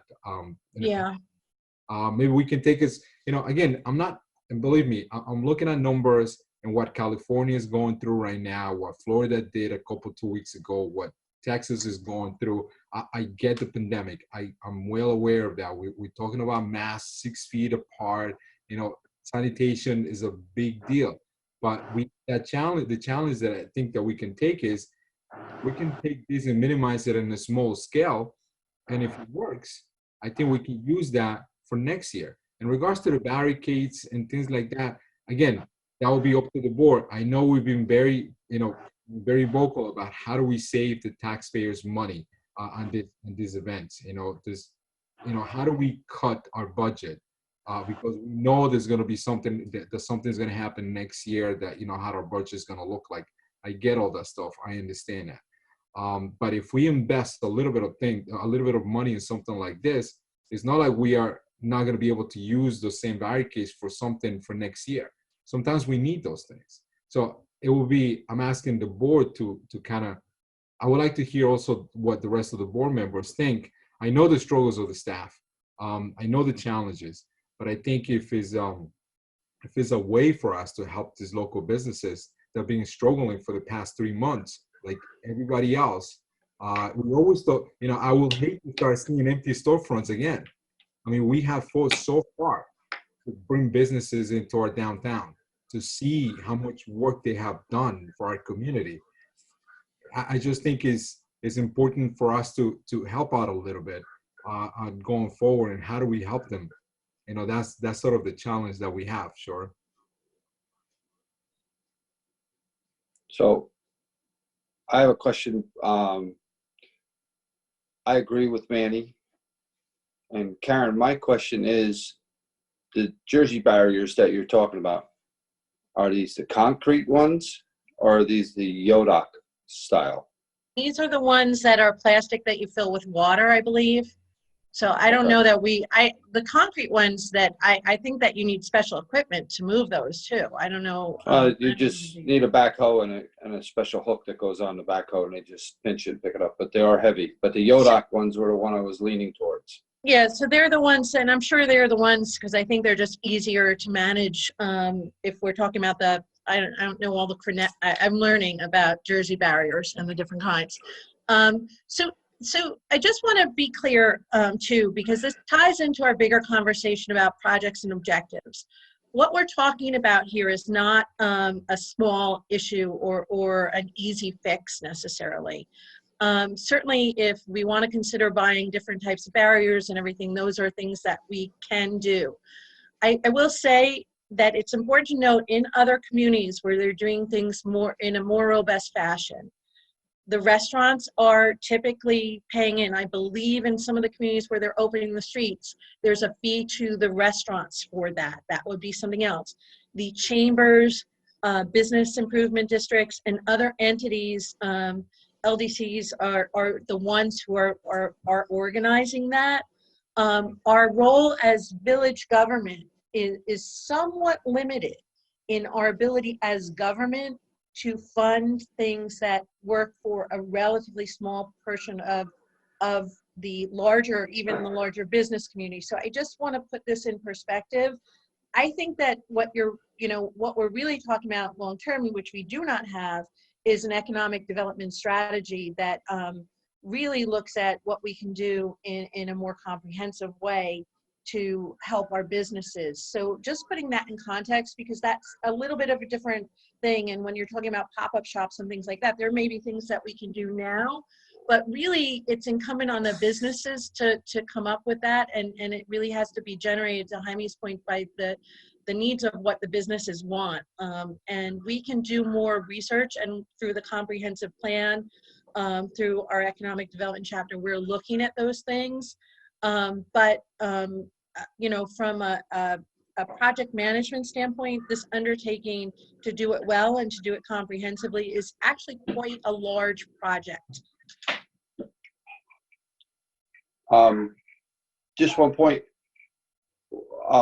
The money that we have not spent on Village Fair, Portuguese Day, 4th of July fireworks, you know, when I looked at that list of what our costs are, you know, we're saving a substantial amount of money as far as costs to the village.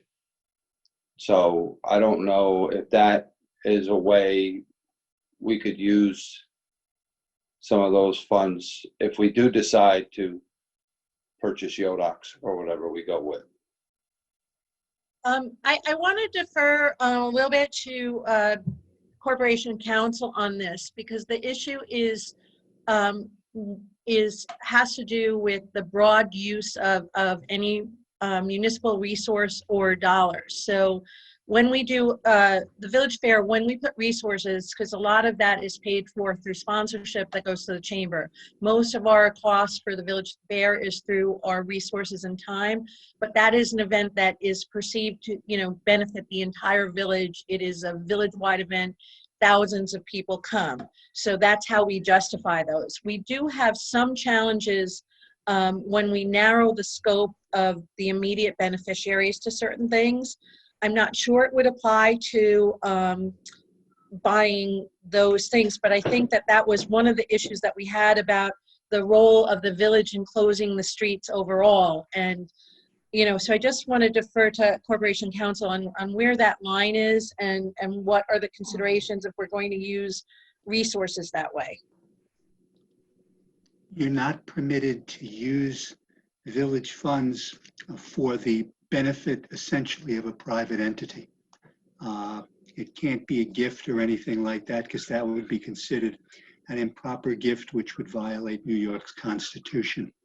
Whether using what happens here is that we are setting up certain barriers or blocking certain areas for particular businesses at particular locations.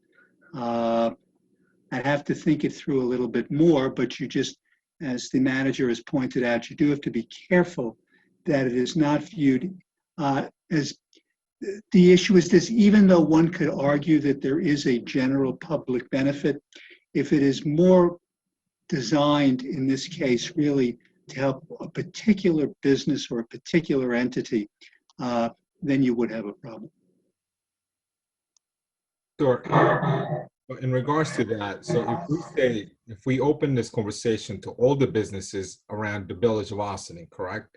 And we say, look, we are working on something that will help you maybe, would you be interested to participate on this? And we can say, you know, 5 businesses say, you know what, I would love the idea to be in Market Square Friday nights to Saturday nights, or just even like Thursday, Friday, and Saturday. If it's like 5 of those businesses, regardless of what kind of businesses they are, will that be fall into the same category? It's tough to say. My concern is you're essentially then using Market Square for particular businesses. You're not, you know, it's Market Square is still village property that anyone else should be able to come in and sit down. If you're designating it that it's for particular businesses, that does become a problem. But in the same token, we do have an agreement with Farmers Market. But yes, but that's a license agreement. It's a little bit different situation. You'd have to, there's things that would have to be thought through. I'm not saying it cannot be done, but they're things that would have to be thought through. Again, I want to, make it clear that we've had a lot of these discussions. Most of the restaurants closest to Market Square were not interested because it would be too much of, they didn't feel it was something that they wanted to do, because the minute a restaurant takes their equipment, their stuff out of their restaurant, that's another expense. So while I think for next year, if you're talking about for next year, if you're talking about pop-ups, if you're talking about replicating the Big Os barbecue, then we have a conversation going, because there's a lot of options to do things. We're very, very limited. And then we're also going to be governed by CDC guidelines. So the minute you go out, your issues of sanitation, you're still going to have to go through the Board of Health if you're bringing food to a location or setting up something. I am concerned about doing that type of thing during a pandemic. And it is to organize that stuff. So typically the village has never organized that. It's always been a third-party entity. If this is something that the chamber would like to take on, or other groups would like to take on, that's typically how we do this. But the village never decides to organize these things. They're always organized by a third-party entity that takes on the role of coordinating and managing that.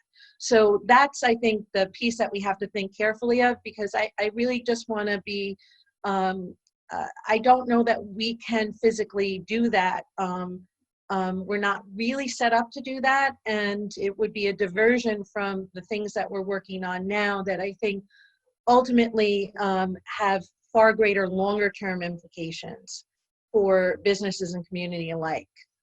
So if there's a third-party entity that wants to organize this, similar to, and there is talk, I know the chamber's talking about different things, people are talking about different events. I think that, people who had planned events, whether it was the barbecue or other things that were typically done in, different times, maybe looking for the fall. I don't know what position we're gonna be in then. But I think that we really have to have that groundswell. And we are certainly open to interviewing more of the businesses and asking them. But in terms of organizing an event and putting resources to that, it does require dedicated commitment. And usually that is done by another entity, not the village itself. May I make one comment? This is Sue. Go, Sue. Can you hear me? Go for Yes, it. We can hear you.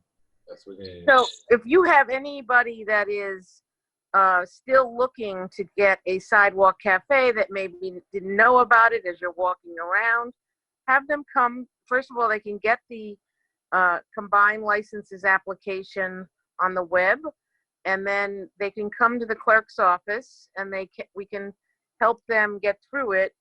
And they go to the building department, goes out, and they just have to have certain information and sketches. But if there is any restaurant that has not applied, we do have 1 to 2 coming in, maybe 3 a week at this point, still coming in to see if they want to do some outside seating, very limited, most part. The bigger places already have theirs done. But if they wanted to put a table outside, we even had people that didn't want to do it at the beginning that are now coming back to us and saying, I'd like to put a table outside. And between the clerk's department and the building department, and we walk them through it so that they can get a little bit more business and yet, in their place. I'll hop on. I have some comments and then some questions. So the comments are that I am sensitive to what it is that we are discussing, which is essentially how do we figure out the best way to help our businesses. I'm sensitive to that because I'm aware that these are our friends and neighbors and it's their livelihood, right? And we want to help them out. At the same time, we want to give the community more opportunities to engage. I think that what would be most helpful is, so I'll back up for a second. So when I look at other municipalities, right, and I see like in Sleepy Hollow or Tarrytown, you know, they have certain things, or Mount Kisco has certain things. And then I asked, well, what about doing something similar in Ossining? Well, the reality is that although they are geographically close and maybe demographically similar in some ways, the geography, the topography, like there are constraints that we have that they may not have. And knowing what some of those differences are, what some of those constraints are, could be helpful in, as me, as just like a member of the public, as I wonder, well, what are things that we have already thought of? What are conversations you have already had that are no-go for one reason or another? To kind of get ahead of people asking, well, what if we do this, or what if we do that? So I don't know to what capacity that would be possible, but I would like an FAQ would be super helpful. Number two, what would also be super helpful is some way of contacting all the businesses in the village. My sense, and I don't know if this is true, but is that if you wanted Karen to send an email, one email that would go to all the businesses in the village, you wouldn't be able to do that. Is that right? That is correct. Correct, right. So to me, like, that's an issue, because whether it's letting them know about opportunities to do sidewalk cafe things, whether it's asking them about what are the best ways that we can be supporting you, or whether it's letting them know about emergencies that are happening and street closures and I don't know, whatever. There should be a way of, on a listserv of some kind, easily pushing out information and receiving information from all the businesses in the village. I don't know how logistically difficult that is. It sounds like at first blush, like, oh, you just collect the emails, you pop them in a constant contact or whatever, and then you're done.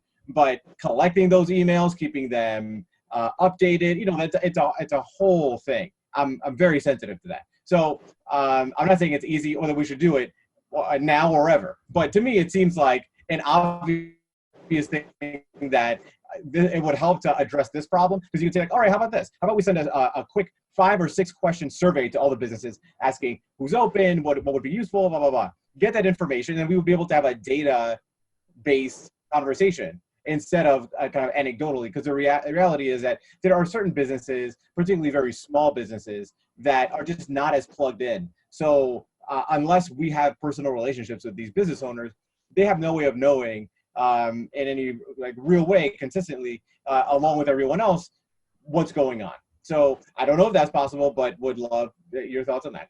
And then number 3 is, I am also confident that we are doing the best that we can in terms of supporting our businesses with respect to the current phase that we are in. And it may be that some creative thinking is needed in terms of what it is that we're considering. So we've been talking about physical things, the sidewalk, barriers, etc. And there's real limits with that. But there may be things that, although we've been, now nearly 4 months in online world, that we can still do with respect to online. There may be businesses that are, again, like these very small businesses that don't have a huge online presence. And so having a directory, and there's the town puts out every week like an updated infographic of, here are the businesses that are open and here's how you can engage with them and something like that.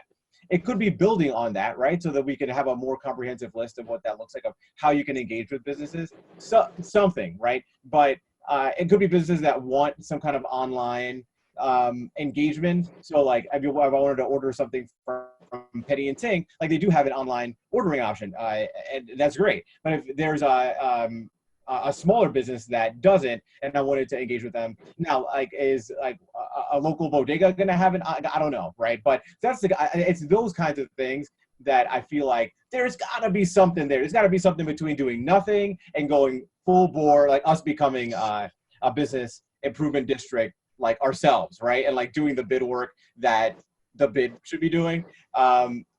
There's got to be something in the middle. So there's a bunch of ideas, a lot of work for a lot of people that aren't named Omar Lopez. And so I'm aware of that, but eager to hear your thoughts.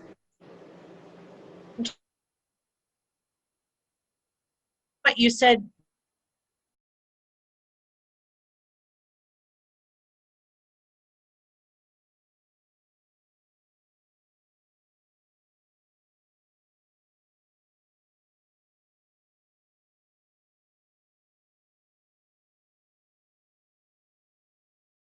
especially when you get into very specific initiatives that are driving business, that you can cross over to where you're promoting business and that becomes a commercial endeavor.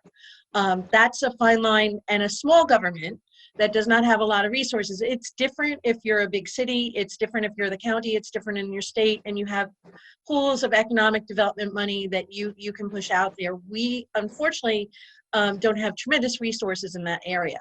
So I want to just be clear that a lot of things that you've mentioned are really good ideas. Right now, I think it would be difficult to us to put together a directory, but I think that one of the things that we're doing, the virtual village, is a way that we can. So we're focusing on businesses where we have relationships, but we can identify businesses that maybe none of us have experienced and do a virtual village with some businesses that don't have quite the profile that some other ones do. We can do other things, but when it comes to the things that we're talking about, and again, I'm not saying this because we don't want to be creative or we don't want to be supportive, but we have to be mindful of what our resources are, what our primary goals and objectives are right now. And we also have to be mindful of serving the entirety of the community as a municipal government. So I think that economic development is something that's very near and dear to my heart, and I think that we can do a better job overall. What I think we really should be doing is looking at how we can use the resources that we have, how we can look towards building a stronger, whether it's a BID or an LDC or a CDC, longer term, so that you have an entity that when stuff needs to happen, it happens. Because a lot of the communities that have stuff like this going on, that's where that's coming from. And those are things that we have to consider going forward. As far as, if we want to close Market Square or anything, like I have no problem asking people. I know that there's other thoughts as other businesses open and maybe social distancing pop-up shops are possible. I would say that is an intensive thing to set up.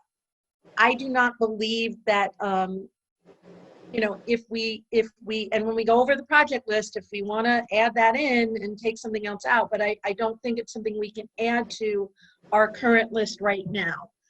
However, I do think that there are groups in Ossining that are looking to do this who would take it on the same way the Chamber takes on the Village Fair, or the Ossining Business Alliance took on the Big Os Barbecue.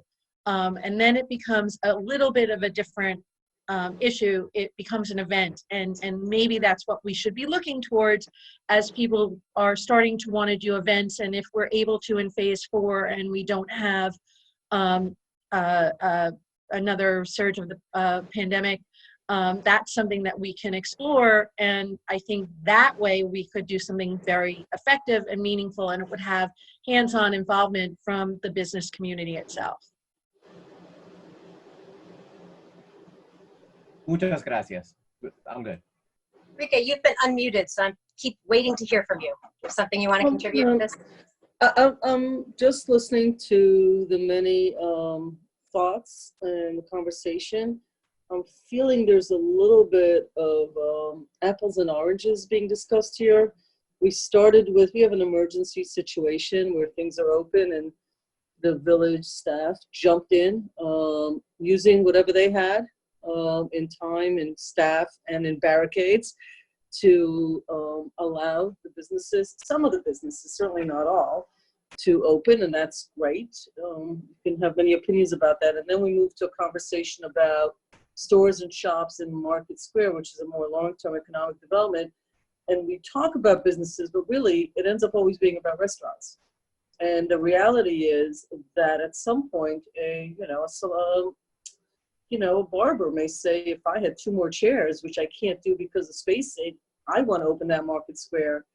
If the dry cleaner says, I want to open in Market Square on Saturday, because giving the spacing of 6 square feet, it becomes, in addition to all that was discussed here, I'm sort of thinking, who's actually are we leaving in charge of making the decision of which business gets to have real estate on the back of the public funding? that's a real tough decision to make. So events are one thing. You have an event, beginning, middle, and end time, and that's great. You do them only on Saturdays. And then what 5 businesses get that? Is it only restaurants? So when you go to cities like White Plains that stamped that red area, you know, they took that street. It's a place where during the weekend it's pretty empty because it's all government buildings. So they designated that as a square area where there are events that go on and people do pop-up stores. Because, as Omar said, the way they're designed, it works. In Scarsdale, I heard today that they're going to open their park. So they have a park that sits right next to their downtown. They're going to expand that out because of the way they're built. It's very even, there's no hills. So there are some parameters, but for me, we're really talking about a bid for a development corporation that has a board with responsibility, that has financing. The most famous one I had ever studied was the one in Manhattan in the Theater District. But be aware that when that came in, not only are the board members who sit on that board actually major funders, and I mean in the many thousands of dollars per month, but once decisions were made, every business was required to chip in, typically 1% of their revenues, which in Manhattan becomes, you know, a lot of money actually. And the businesses that didn't want to didn't actually have a choice, which is why some people don't like those things. But the reason they come into being is exactly for the conversation we're having now, is who becomes the landlord and what elected official or other official, non-elected, on staff gets to decide who gets to have extra free real estate and garbage pickups and all that. So the word support and the way we're using is also apples and oranges. So I hear support. For me, it means make sure that the sidewalks are really clean so that businesses have clean fronts. Make sure the garbage gets picked up. Make sure those trees that we spend a lot of time with those wells and those lights look really fantastic to help the business.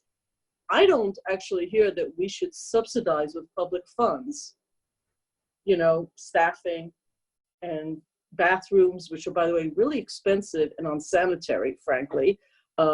So the word support also seems funny to me in this. Like, it's a very nice word, but like, I think it needs definition.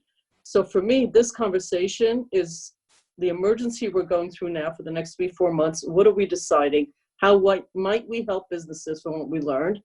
One conversation. Second, Manny, might be a conversation. Are we thinking about a development corporation or bid and all the pros and cons that comes with it, including that the finances actually comes from the businesses in partnership and private, public, and grants and all sorts of stuff that the village could probably manage. But there's a board that manages the operations and all that.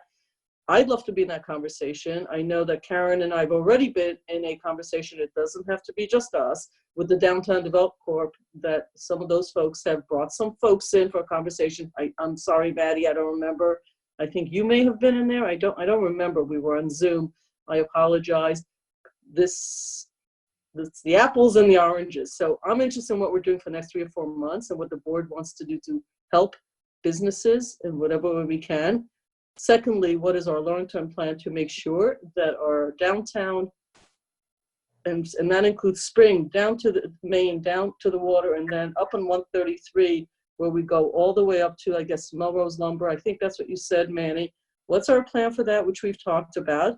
How do we support those businesses? And then do we want to bring in a conversation about bids and, you know, other type of corporations?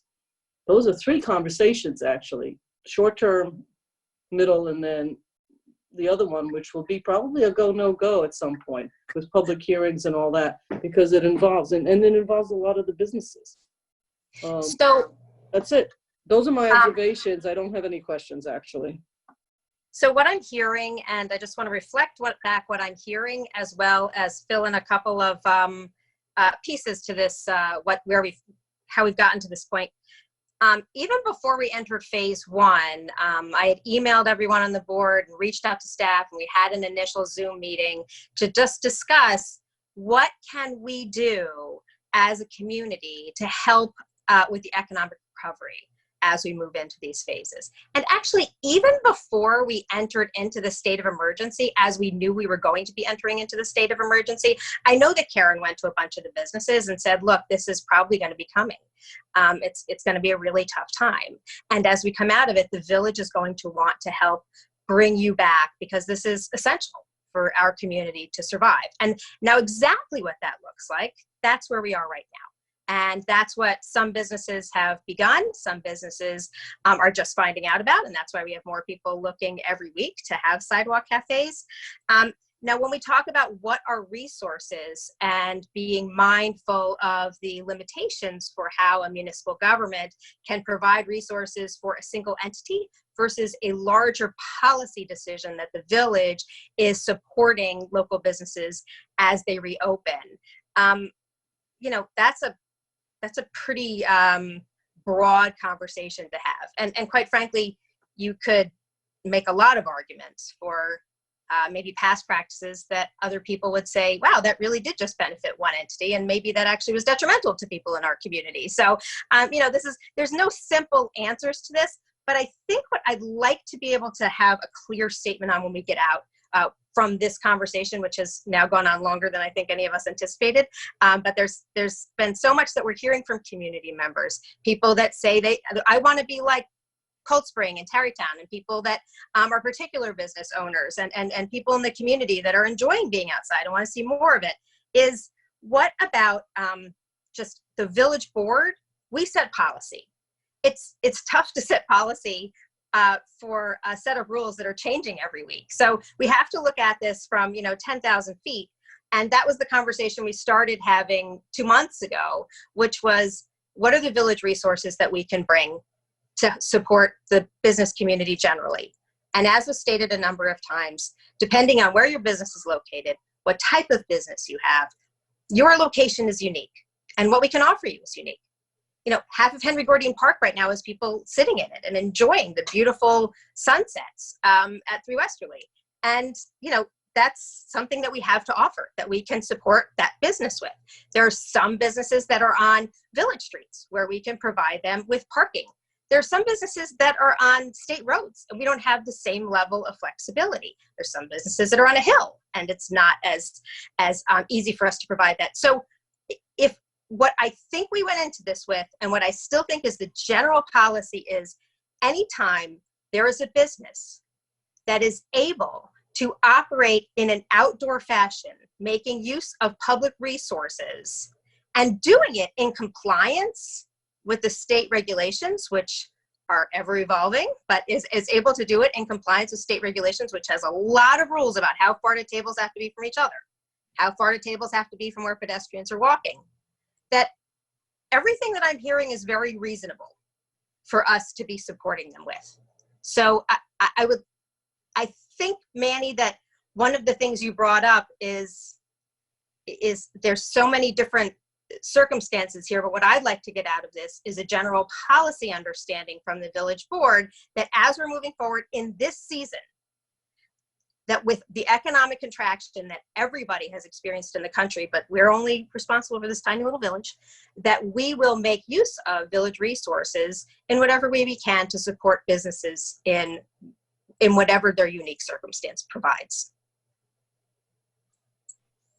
Correct. I mean, and again, this is more, to me, is something, this is an opportunity that we could have moving forward. Again, I know we have a lot of challenges, and I'll with the help of Stuart in regards to the legal portion and how can we invest, or how can we provide money, and to benefit, as it was said, to some businesses. I think I want to take it to a large level.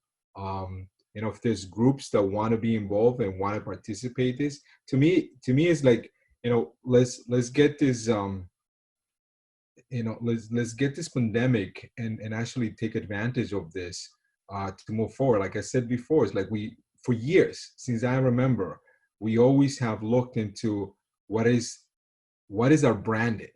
How do we brand ourselves from, how do we make sure, we are who we are, and what is the unique part that we love about Austin, about our village. And maybe this is an opportunity that we have to do that, to actually separate ourselves from comparing ourselves to, you know, Portchester, Sleepy Hollow, Tarrytown, even Peekskill.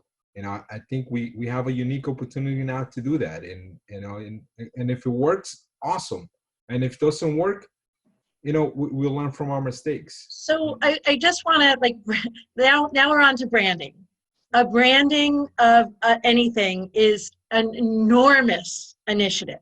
It is not a simple thing and is not going to come purely out of this pandemic. That is a huge initiative. So when we're talking about branding, but I do want to say a few things. Most of the communities that are doing things, where you're seeing a lot of things, the business community is paying for at least a portion of that. There are not communities, it's either coming out of a bid or the businesses themselves. There are not communities, very many communities, where the village government is supporting all of this on its own. And the reason for that is, regardless of how good it is to help the businesses, and I come from a family of small business owners and restaurant owners, the reality is it's a small subset of the greater population. And we right now have hundreds of different businesses that are struggling. Many of them have not been able to do any business over the past few months. So we have to be really very specific about, when we look at this policy, that we're keeping in line with the role of government, which is making sure that there is a fairly universal community benefit. So I think that we have talked about this enough. We are happy to go back and explore this more. I think that, again, we are trying to meet with people and do the best that we can with the limitations that we can, given the limitations of geography, business models, and a number of other things that we really can't counteract for.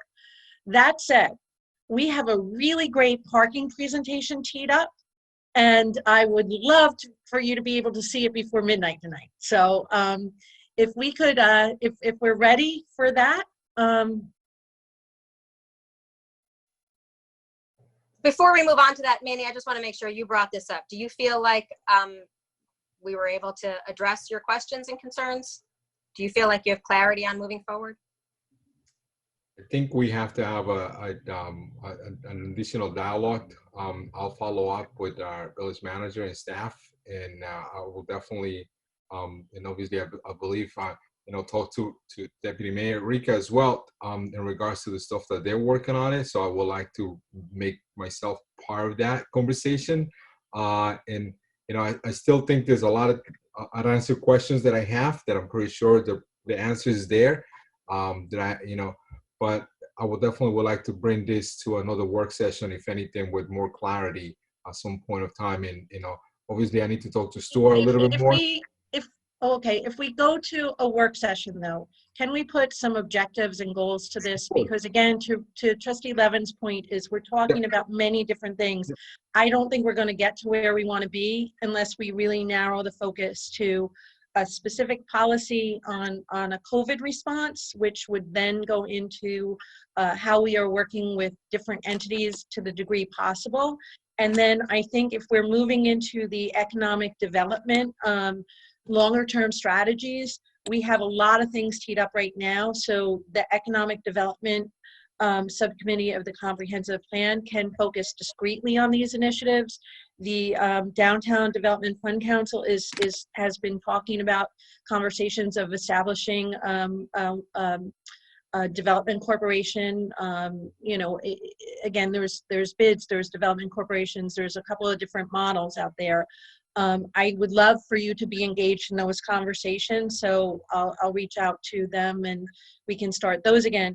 Those are a little bit longer term, but I do think, to your point, they can have there could be things that we're doing. We also have the Chamber and Austin Innovates have set up a partnership of sorts that's looking to fuel recovery.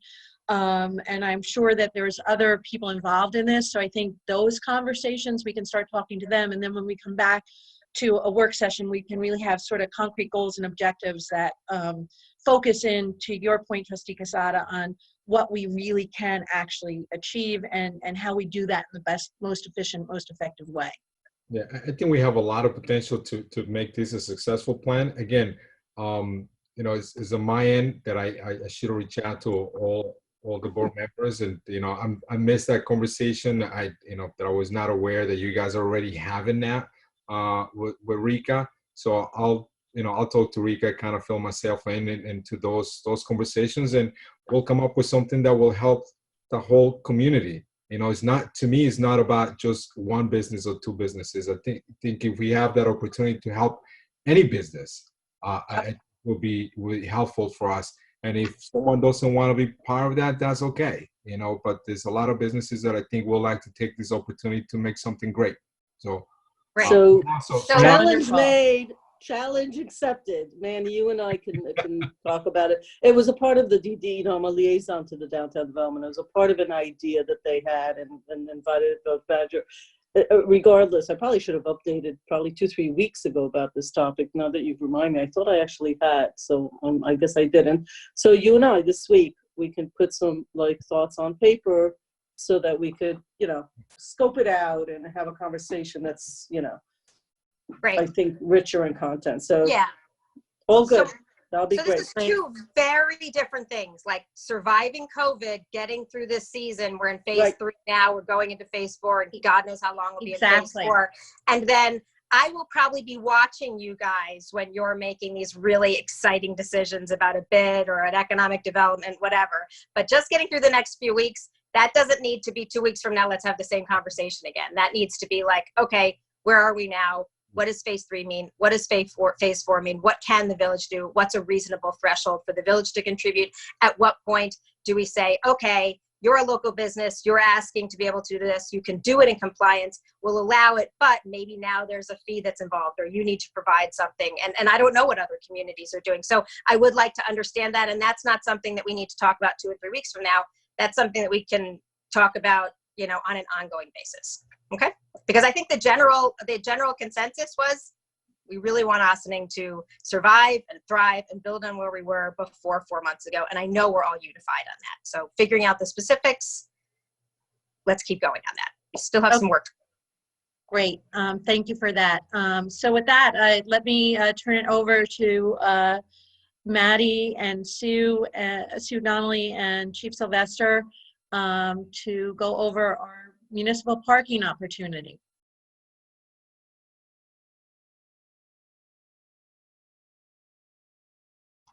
Hello again, everyone. So Jaime is going to be kind enough to click through the presentation for me. So just bear with us a little bit here.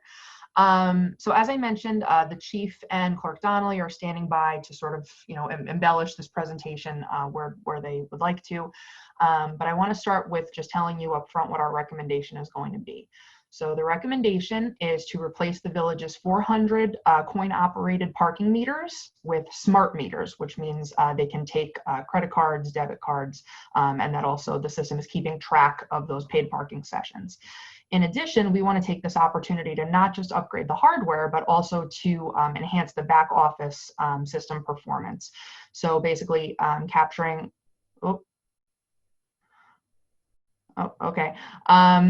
capturing not just the data on the paid parking sessions, but also finding a way to incorporate the permitting, enforcement, and pay by phone applications all within the same program. So Jaime, next slide, please. So first, I'm going to give a very brief overview. I'm sure most trustees are aware of Ossining's current parking ecosystem. It's a couple different components that all work together. Right now, we don't have a seamlessly integrated system, but that is the plan for going forward.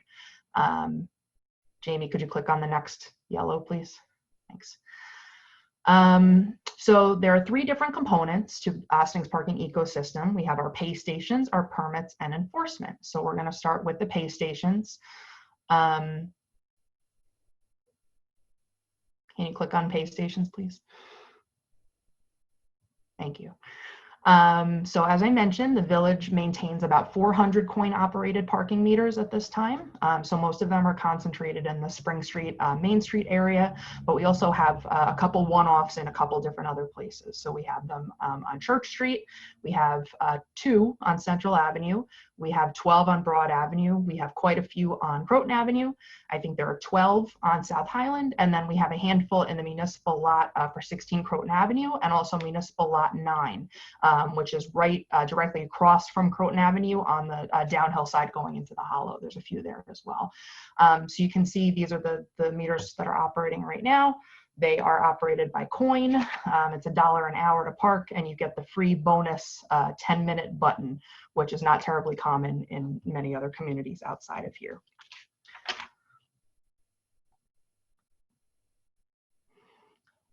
And then if we're talking about permits, as the Board of Trustees is aware, right now there are 3 different kinds of permits that we use in the village.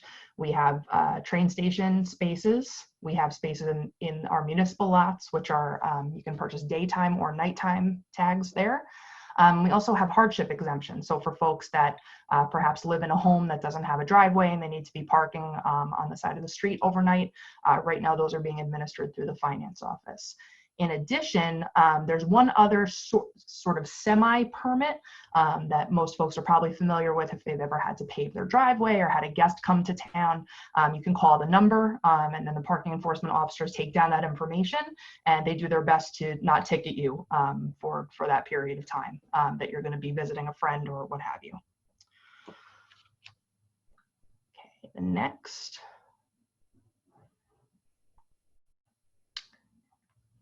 Is enforcement.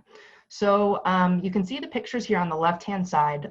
That is what's called a handheld. So in the village, those have been being used up until fairly recently to print tickets, so make a digital copy of the ticket. You can see on the lower left-hand corner, the gentleman, we had a field trip to Croton, and they use a couple different systems integrated together at their train station. So they were kind enough to give us a pretty extensive tour. And so he's showing you his handheld that he uses, which basically also function as a license plate scanner. So using the car with the license plate scanner as well as his handheld, he's able to, just sort of drive through very slowly, and he can take note of the parking sessions that are paid and unpaid. So if something comes up red, it'll alert him and he knows right away that there's a car where it should not be. Right now, we're currently enforcing with visual inspection only. So the parking enforcement officers that are going through are looking for placards on dashboards. They're looking for hang tags at the train station, and they're looking for decals in the rear window of vehicles that are parking on the street for hardship. Chief, is there anything that you want to add to that? So the way we're doing things is really the sort of, it's exceeded our need at this point. I mean, by upgrading to license plate readers, what it allows you to do is with one person, you can do what 2 and 3 would be doing before. You could cover Main Street, not necessarily that you'd have less people, but you could cover Main Street many more times, much more easily, because the officers just, it's a function of driving down the street until the license plate reader alerts you, or if they're out on foot, that the handheld would tell them which cars they're looking for. Whereas right now it's really sort of an antiquated system where, we have to go and actually visually inspect every single meter to check where they're out, which causes a lot of, I'll call them interesting interactions with the public. I can tell you that our parking enforcement officer, D'Angelo, who works Main Street most of the day, this is a guy that carries quarters in his pocket to try and help people. And, while he has a lot of challenging interactions with people during the day, he really sort of owns that block and tries his best to make it work.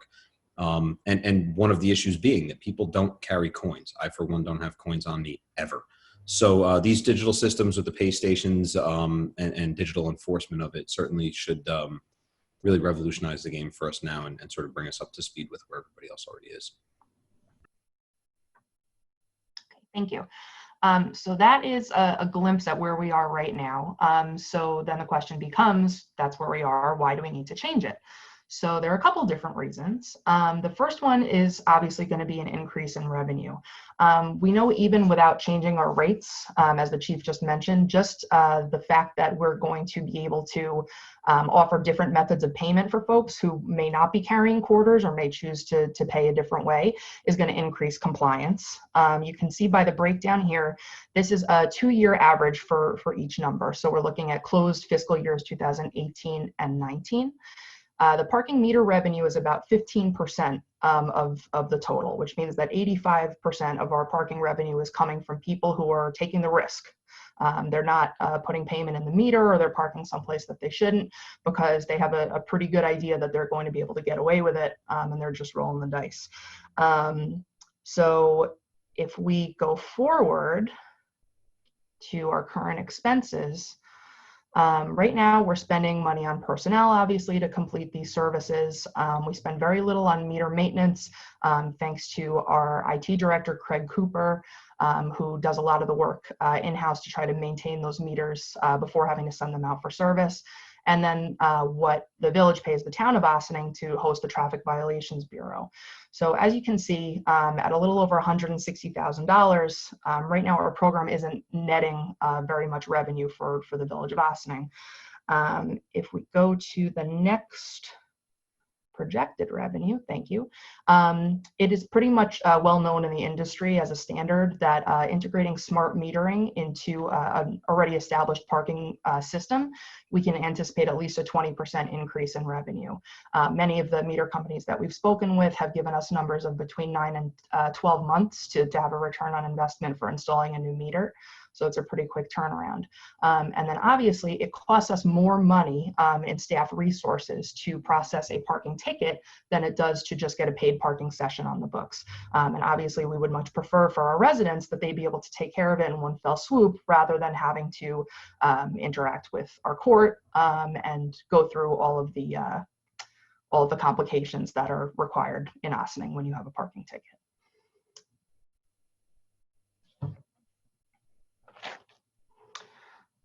Oh, if you go back, nope, sorry, go back. Maddi? Yes? Hi, just a quick question to make sure I heard you correctly. Sure. You said when you asked, it's an industry standard that there'll be 20% higher revenue, but you said you heard from the vendors. Could you just give me the list of actual municipalities that you had that conversation with to sort of get the data to check in that that's accurate based on their experiences? Sure, we can certainly send you a list, and then there's a variety of news articles from cities all over the country who have had similar experiences. Jaime, if you could click back in there, please. I'm sorry. Okay, so the next bullet, why do it now? Besides the fact that this was something proposed for the 2020 capital plan, we also know that, unfortunately for all of us, but fortunate for this particular instance, borrowing rates are quite low right now.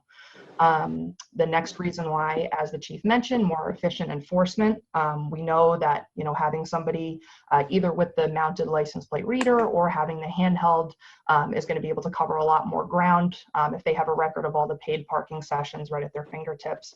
Similar with proactive maintenance. So having the smart meters available is going to send a text message to our parking enforcement officers that says, meter number 12 is out of paper, or meter number 16 has a low battery, it needs to be replaced. So most of the maintenance we're going to be able to do in-house, and it's also going to let them know when it's full, so when they need to go empty it. Right now, they kind of have their rotation. There's no way for them to know if a meter is broken unless someone reports it, or until they get there to empty the quarters out. One of the most important things about it for me is having more data.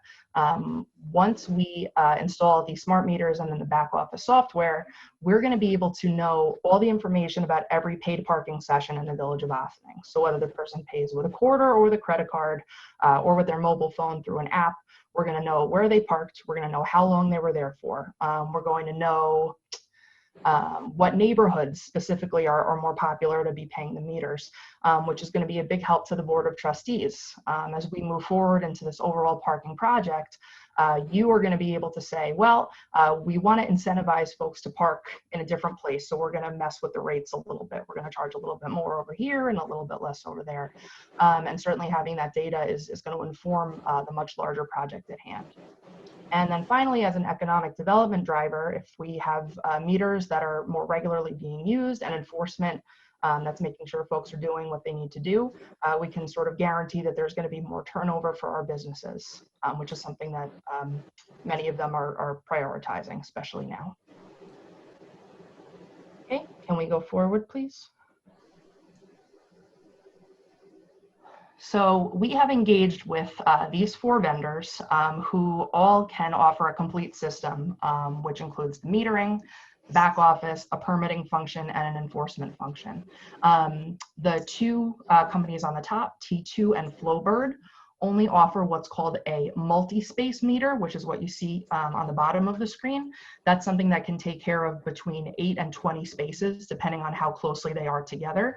There are also different rules that are sort of, again, industry standard about how far you want folks to have to walk. You don't want people crossing streets, things of that nature. The second 2 companies, McKay and IPS, also offer single space meters in addition to the multi-space. We're recommending the multi-space meters for a variety of reasons. Besides the fact that it's more bang for your buck, it also creates fewer obstructions on the sidewalk, which I know is something that the chief had pointed out early on. We don't want to have, you know, as many obstructions for our pedestrians and things of that nature. And this sort of concentrates all the people in one spot to do their parking. It will be a huge improvement just based on what we're dealing with right now. So if we go into what our requirements were, the way that we narrowed down the vendors, because obviously there are many, many vendors throughout the continent who provide similar service. We wanted to make sure, first of all, that they did business in New York, which surprisingly many of them do not, due to a couple different things in our legal system. But we wanted to make sure that we had solar powered meters, not just for the environmental component, but also because we don't want to have to dig up the sidewalk every time we need to make a change. And if they're hardwired in, unfortunately, that's something that does happen. We wanted to make sure that they can accept credit cards and coins, but not bills. Many places have tried to go to cards only or mobile only, but I know from personal experience, people in my life are not prepared to use credit cards or phone apps to be paying, and they still want to be able to use coins, so we have that. Pay by plate functionality, which basically means you walk up to the meter and type in your license plate number as opposed to a space number. And that also lends itself to not having as much signage and different posts on the sidewalk and whatnot. We wanted them to be under a consortium, a New York State contract, so that we don't have to go out to bid. And then finally, someone who offers local service. So someone whose technicians has an office that's within an hour or so of here, so that if there is something that comes up that our parking enforcement officers can't handle, that we know that they can be with us in 24 hours or less.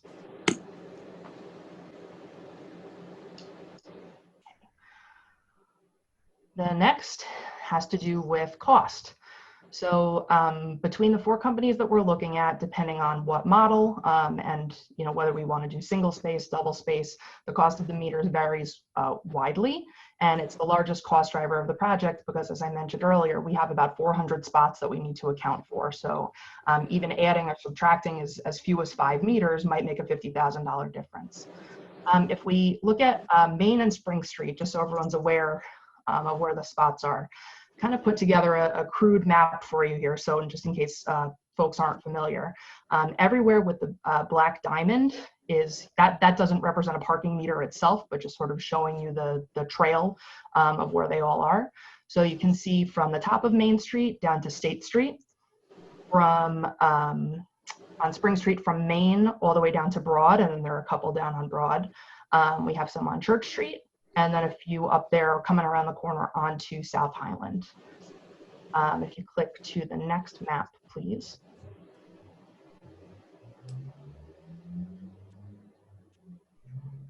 So then it also goes up Croton Avenue. There are a couple points of interruption. I should have mentioned on the last map, you don't have to go back, there is a red star on Central Avenue, and you'll see a couple more of them here. The red stars indicate places where a multi-space meter would not be practical. So again, those are meant to cover at least 6 different parking spots. So you see here the red one that's right outside of Walgreens Seatown. That represents 3 parking spaces that are sort of on their own there. And then all the way up at Pleasantville Road and Croton Avenue, right outside of Ossining Pizzeria, there are 2. And then on the prior map, there are 2 right at the top of Central Avenue as well. I also did want to call your attention to the green stars, which are the ones that are in our municipal parking lots. So I'm not sure if there is some sort of urban legend as to why we have them that way, but certainly that's something that we could either use meters that are nearby, certainly for the one at 16, or change to mobile only in municipal lot 9. Okay. And as for projected expenses, as I mentioned, meters are certainly the biggest expense based on where they need to be placed. There is additional fees per meter per month because all of these are connected to the internet, obviously, so they can process transactions. Most of the companies have provided us quotes for what that's going to be. It's typically somewhere in the neighborhood of $50 to $60 per month, which is going to include the internet service, the back office functionality. So there is an ongoing operating cost to being able to provide services this way. We know that we want to do handheld ticketing devices. We would like very much to also incorporate new license plate readers in this project, but depending on what the cost of the meter is sort of going to inform what we're able to do on the enforcement end. So trying to find a good balance is going to be key. Maddi, can I speak to that for a minute? Sure, please. So one of the things that we discussed was the possibility of, or the feasibility of doing this by license plate reader. So for instance, license plate readers can be used to search for cars that are over their meter by license plate. It also can be used to check for permits. So ultimately, the next build out of this or the next expansion of this is that those same license plate readers would be used to cover the entire train station parking lot, essentially in a matter of minutes.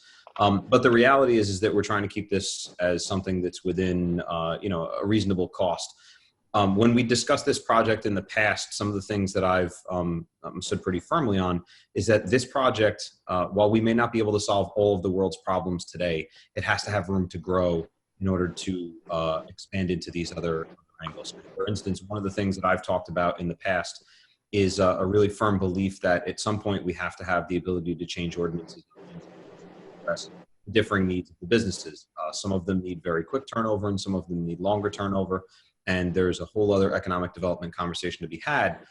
Much like license plate readers and adding other things onto this program that Maddi's been working on really gives us the opportunity to have a little bit of flexibility and change as we go. So while this may not have all of the bells and whistles ready to roll out in the first iteration of this, we're willing to go and use handhelds rather than license plate readers if that's what's necessary in order to keep this within the cost that we're looking to be at.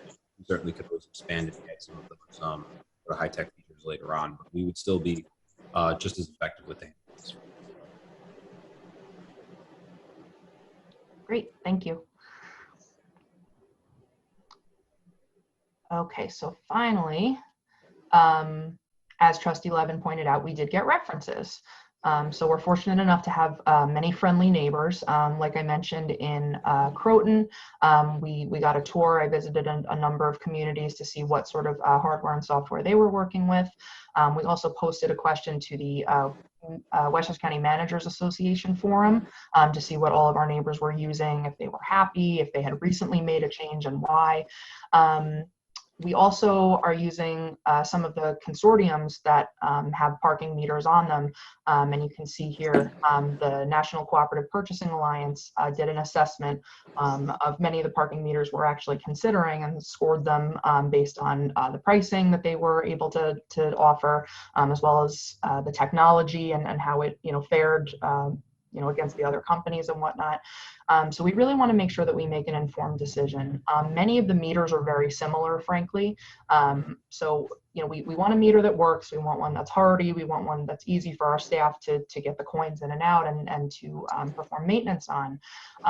But what is more important almost than that is the back end functionality.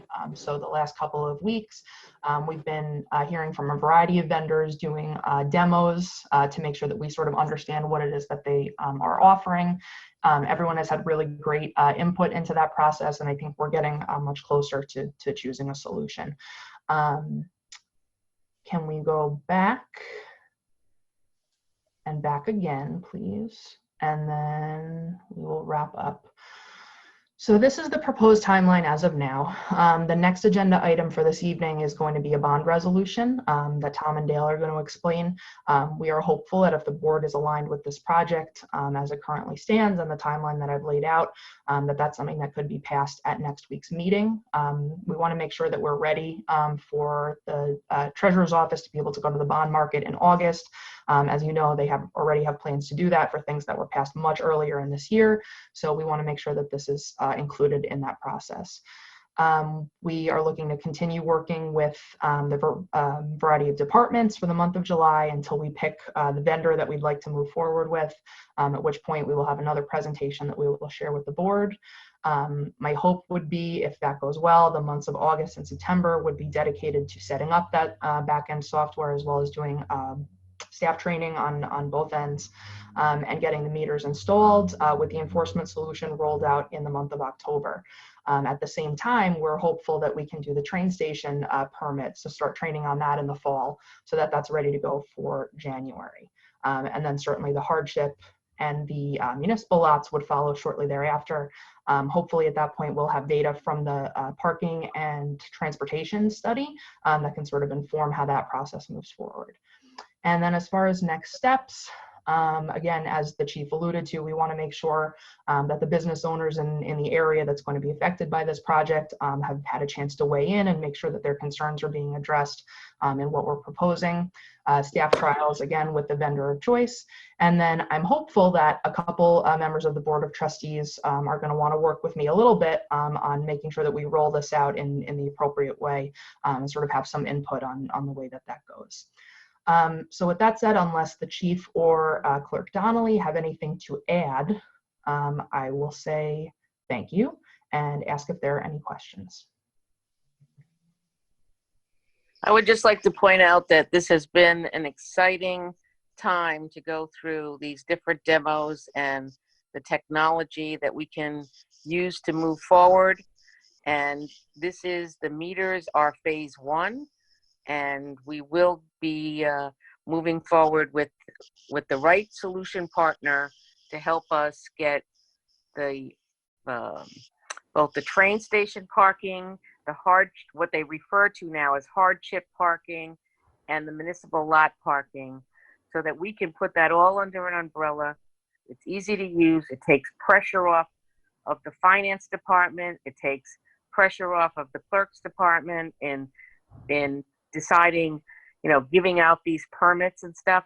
It's a phenomenal first start. And I want to thank Maddi for doing so much legwork and just bringing us in to watch the demos. And it's been a great experience. And we got it done during this pandemic, which is pretty exciting. So I encourage you to move forward.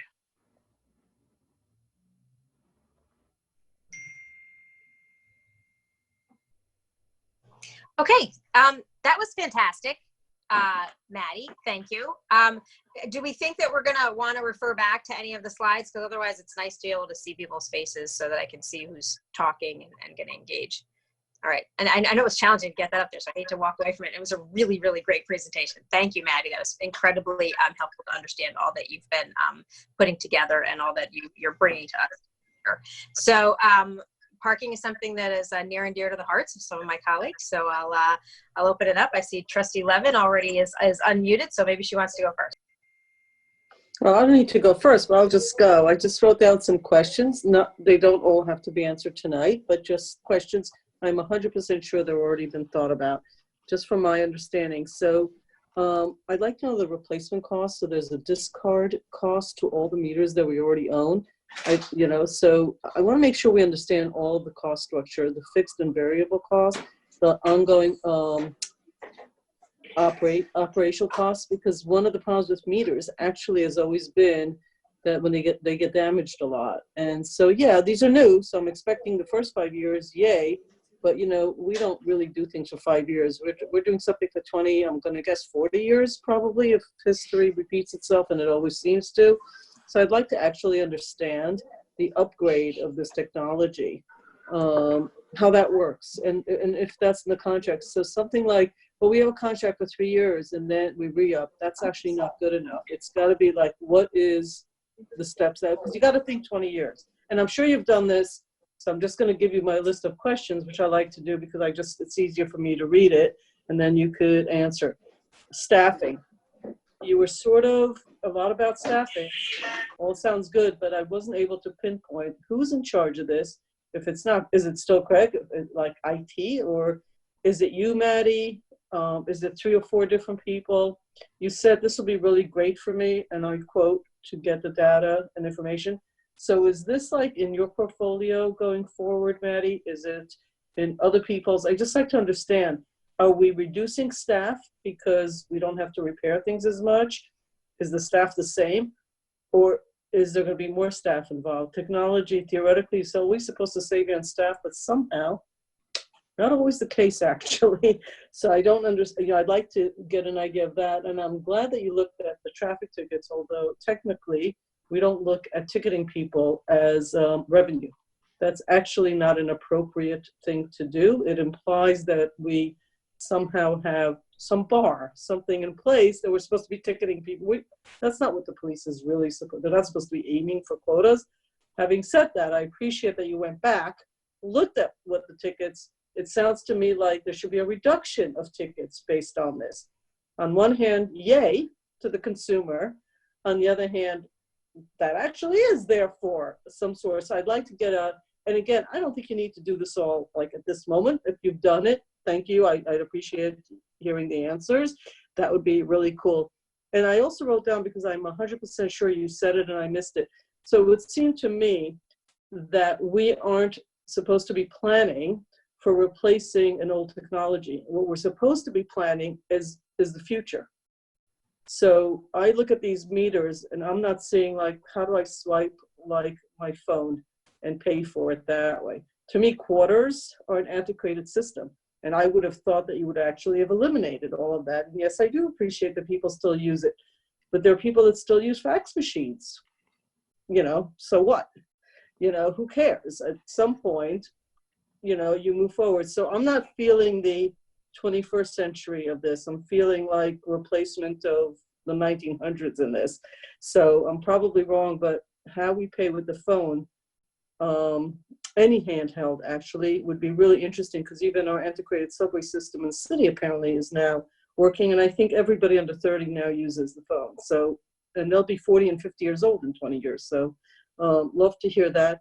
Language. Where in this process is an explanation in any language? Right now it could be Spanish, tomorrow it could be Arabic. It really doesn't matter to me, because this is a project for the next 20 years. I don't know who the next wave of anybody is. I have no clue. But where is the language? When I went up with my electric car to try to figure out how to plug that in, totally impossible to figure out what I was supposed to do. And I don't consider myself a stupid person. I've given up on those. So I will tell you that not great. How are we going to account for language? Is there a system for that? These are my questions. I hope I didn't take too much of your time. Those are all great questions. I was sort of hoping to follow up this presentation with a memo. So if that's all right, I'll try to compile all those questions. I'm good. I'm good with that. Great, Get me those answers in writing or to the BOT and we can discuss. I appreciate your time. Maddi, every vendor I've seen does it in multiple languages. It's Oh, always sure. Oh, yeah. Maddi, the solar component of it. My concern is the solar pad or cells, is that right on top of the meter, or is this something that gets extended up? My concern is vandalism. Mm-hmm. That's one question. The other question is, I think you said that we would have an app on the phone, whichever system it is. And typically what I've used is you go on the app, you type in the zone you're in, you're already set up with your plate number on the app, and you just push in the time that you want. Okay. Yep, that's exactly right. I'm sorry, I didn't know if you were still going. No, it's okay. And I would be glad to be one of the trustees to help you with this. Great, thank you. Rob, you done? Yeah, I'm done. You could talk. Appreciate that. Thanks. So, thanks, Maddi. It's actually a very good presentation. I really like the concept of actually moving up to the 21st century. I brought up the concept of going with something similar like that many years ago. I wasn't successful then, but it's like one of my sort of projects is moving along, I guess, in a way. I don't want to take credit for this, obviously. Thank you for all the hard work. I guess, so, Rika kind of summed it up in some of the questions additional questions that I guess I was going to ask. So I'm not going to ask that, but I do want to ask the chief in regards to the scanners, correct? Because we do have place scanners on 3 vehicles right now. License plate readers right now. This project was projected to go forward 2 years ago when we purchased one of the parking license plate readers. It's been used for law enforcement purposes since then, but right now is not operational for parking because we don't have the metering system in place. So it could be used for that once this gets up and running.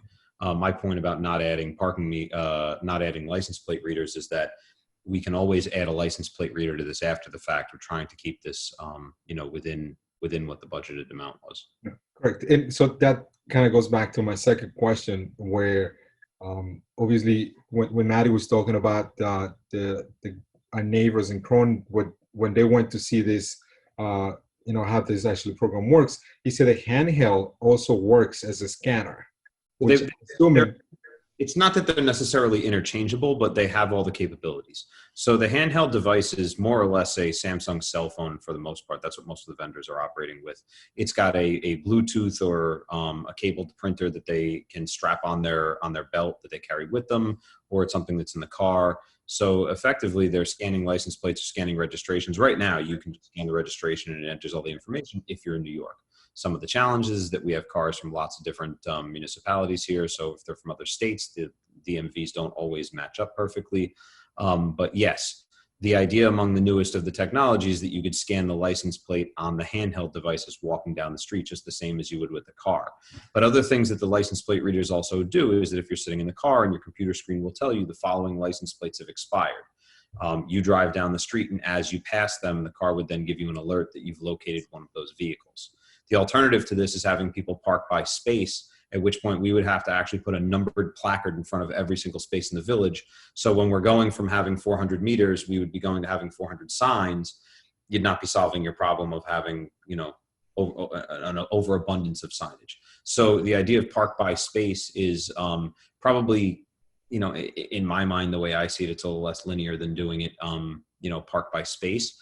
But it allows us for a much more streamlined look on our main street. And with license plate readers in any weather and handhelds walking down the street, it's all one and the same. Okay, so do we know what the price difference is between, obviously I know the scanner for the plate scanner for a vehicle and something that we may want to invest, if anything, the handheld scanner for a vehicle? About a range of difference of like $1,000 to $20,000. So that's not happening. we can. So the idea is we can get a lot more of these handheld scanners to get started. And if we found that there was a cost benefit to us adding the license plate readers to make this more efficient, certainly at a place like the train station, once you add permitting to this, that's a huge bump. If we can add hardship parking into this, that would be tremendous, the amount of space you could cover with a license plate reader for things like that. That said, especially where we're at with our budget right now, my feeling is that if we can drop out handhelds to get us started on this, that's a good place to be. So I'm going to finish with this. Any of these companies, actually, the software is compatible with the scanners, or scanners are compatible with this particular software, correct? So we don't have to add an additional cost to any third-party software so we can work with this. No, that's all sort of part of their programs. I think that the bigger software concerns here for us are going to be the interface for the user. I think that the big sell on this thing is making sure that whatever interface that we choose to go forward with for the person who's actually utilizing the meter has to be the smoothest, cleanest version possible in order to promote usage. Because again, I think Rika's right in saying that you know, that the ticket number should go down, the meter should go up. That said, there's always going to be a balance for that. I mean, I think that balance of meter revenue versus ticket revenue is going to be substantially changed with something like this. So thank you. No, this is a great presentation. So I'm going to piggyback on what Bob said. I would like to raise my hand, if possible, to help out with this, if any way that I can do. And by the way, Rika, my mom, actually, my parents, and some other members that I know, they still use quarters. You know, they still have a flip phone. You know, so the technology is, it may be a challenge for some people as well. So many people use stuff as long as they can, and they don't even remember. Nobody under 30 even remembers what a phone looks like when you show it to them. We all used it, and now nobody even knows what a dial phone is. I still will love how that works. Nextels. I love Nextel at some point in a two-way, you know. But anyway, that's a different story. Thank you. I'll go. You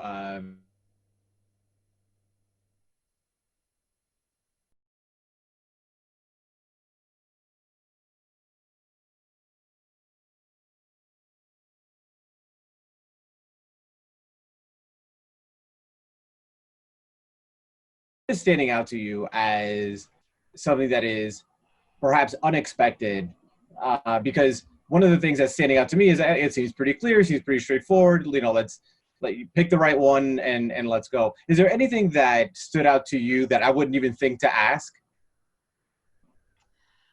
The thing that immediately as you asked that question, the first thing that came to me was that the village is also not going to be able to completely do this process in a vacuum, because we do interface quite a bit with the town court, and the staff there is already using an enforcement company.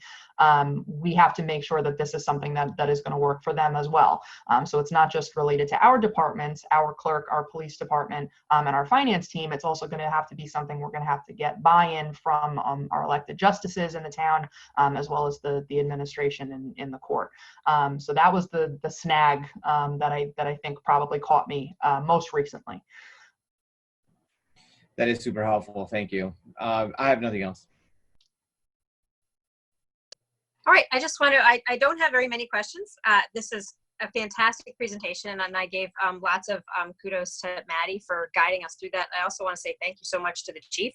I know that he has been looking into this for us for a very long time, under different, working with different people in that office, and I'm really excited that we have gotten to this point. Thank you, Chief Sylvester, for all your work bringing it to us to this point. And once it's in place, your team is the one that has a lot of work and maintenance to do. So it's essential that you're part of helping us figure this out. So thank you for that. What I love about it is the, I think what you wrote was more data equals smarter policies. So this is phase one, and it's going to seem like we are leaping decades and decades and decades from where we currently are, where I'm always looking for the meters where I don't have to put any quarters in because they're dead and they can never be replaced. And I can just be there without having to search for a quarter, which I never have, unlike, you know, Manny's mom. I'm not very good at keeping the quarters handy, but my mom has a flip phone too. So I do appreciate the, you know, some people are unbanked. Probably not that many of them have cars, but, you know, I like that there's the option of credit cards, mobile app, or quarters. And that seems like that's worked elsewhere, and that's why these systems exist. So thank you for exploring that and, you know, sort of having that be one of the standards. I think you did an incredible job at identifying what were the standards that you were looking for, and what were the qualifications, and what was essential for our community. I totally agree with the multi-space meter as opposed to the number for all the reasons that you said. But also, does that mean that if I park my car on Croton Avenue and I go buy a ukulele and I put in, you know, that I'm gonna park for 2 hours in the Village of Austin, it only takes me 20 minutes to go get my ukulele, and then I want to go have lunch at Good Choice Kitchen, and then I want to go have a drink at Westerly or something. I don't know if we have meters down there. I guess you don't. But my point is, can I just pay once and for like 2 hours and just drive all over the village and get my hair done and have lunch and buy musical instruments? Like am I allowed to move around? So it's going to be, since we're doing pay by plate, it's going to be zone parking. So basically whatever meter vendor we choose is going to help us to designate zones based on, how many meters they think is reasonable for folks to be walking around to. So obviously the restrictions of whatever that spot is, most of our spots are 2-hour parking, are going to apply, and it's going to lock you out if you try to go back and add time, over and above the 2 hours. That is not to say that if you moved your car to a different zone, that you couldn't do what you just explained. So, we set all of those rules. So if the board said that they want to see it a certain way, we can make it happen. Maddi, the enforcement mechanism wouldn't allow them to do that because when they're picking up on license plates that are expired, it would show them in a different zone. Okay, so I couldn't move zones. So I couldn't put money in the meter on Croton Avenue and then go to Main Street. Correct. And still use that same 2-hour parking session. No, you couldn't use the same parking session. I'm sorry, I misunderstood. I could just do it within the same zone. If for some reason I was picking up my dry cleaning and getting my hair done and I wanted to be nearby, if I was in the same zone, it would be okay. For $1. I'm sorry, what? You can't zone hop for $1. But I can stay within a zone. But I could stay within a zone if I was like carrying something heavy. As long as you're within your, and then getting a pedicure or something. If you're within your 2 hours and you move from one spot to the one next to it, yeah, you'd still be okay. Well, no. Okay. I guess I don't understand how big the zones are, if that makes any sense. Okay. Yeah, I think that's it. I just want to know, what do we do next? Oh, the only other thing I was going to say is, specific, like you got some of these like 2 spots over here, 1 spot over here thing. And you mentioned like, how do we deal with Municipal Lot 9 and 16 Croton Avenue? The reason that we have it's not really an urban legend, but the reason why we have the meters in 16 Croton Avenue is the reason why we have meters anywhere. So that people don't stay there all day, because we have people that need to be able to get in and pay their water bill and leave or whatever. And some people will just park there if there's not a mechanism for them to, generally self-regulate and make sure that they don't stay there all day. But I don't know how that's going to work. It sounds like there's some options, and we don't have to get into on that right now. But yeah. Hey, Maddi, thank you. Can you add to my list, which you probably thought of, are there recommendations being made to either add meters in this first phase? It sounded like this is a rollout, or to eliminate. Is that part of the recommendation, or is it a pure 1-for-1 replacement scenario? I'm just going to answer that quickly because I think that's a quick answer. Okay. I don't believe any of the companies are really going to tell us that we shouldn't be having paid parking in certain places, or that we should add paid parking. What they all have suggested, specifically for those spots at the top of Central Avenue and a couple other places I identified, is if you want to still be capturing the data there, to remove the parking meters full stop and make those spots mobile only. Which means, folks can only park there and not be ticketed if they're doing an active session through the app on their phone. There's not going to be any place for them to put tickets or, to put quarters, simply because there won't be any meter within walking distance for them to safely do so. Right. So the answer to my question is, you're not recommending in this rollout additions or deletions. Correct. You may in the future, but not in this particular process that you guys have put together. That's okay, correct. That's really helpful. Thank you so much. I guess that's a different discussion. And in that same vein, are you recommending increase in prices? When we did the budgets, my best recollection is there was a lot of talk about, hey, this will pay for itself. So is that what we're looking at still? This will pay for itself somehow? Or is that not actually the case? Because the only way you get there is either reduce costs materially, or increase revenue, I guess would be the way to look at it. Again, I don't really need all the answers now unless it's a quick off the top of your head, because I prefer to just get them all, no reason to spend time on it. But I'm looking at you shaking your head, so you've thought about it, and it's somewhere has been thought about, correct? Yep, it's very much tied to the first question you had about the 20% increase. Right. So that's not being projected on changing fees at this time, just on increased compliance. Okay, thank you so much. And I noticed my colleagues were kind enough, and I wasn't. Really, really great job. I was so busy writing things down as you were talking that I left that, but really great job, because it has been discussed for who knows how many years. And here we are, bam, right on it. Thank you. Thank you. I want to also give a lot of thanks, obviously, to the chief and to Sue, Right. but also Sergeant Brennan Donahue has been incredibly helpful on this, as has Craig Cooper. So I wanted to make sure that they're part of this conversation also. And I heard it loud and clear that you're also coordinating with the town, which is super important in this project. Absolutely. Great. Thank you.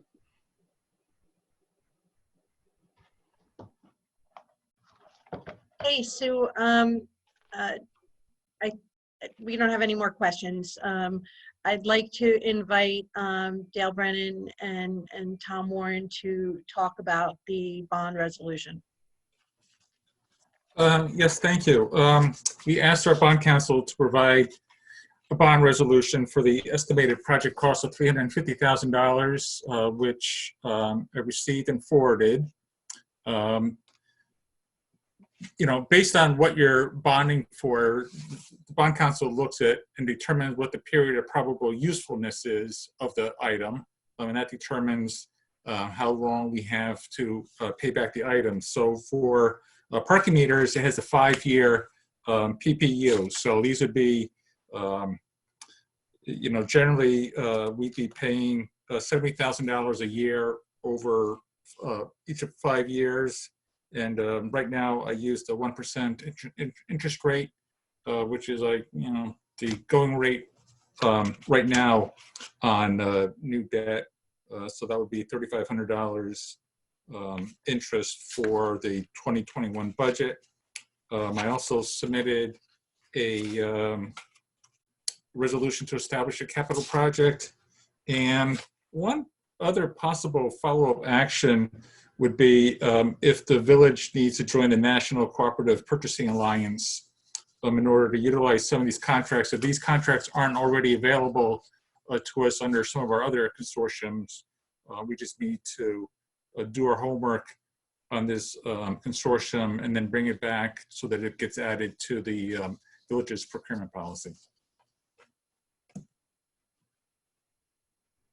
And I think that's all I have to say about the subject. If there's no questions. That sounds great. So are we looking to have all of these things on for next week then? I was ready with steps 1 and 2, the bond resolution and the capital project resolution.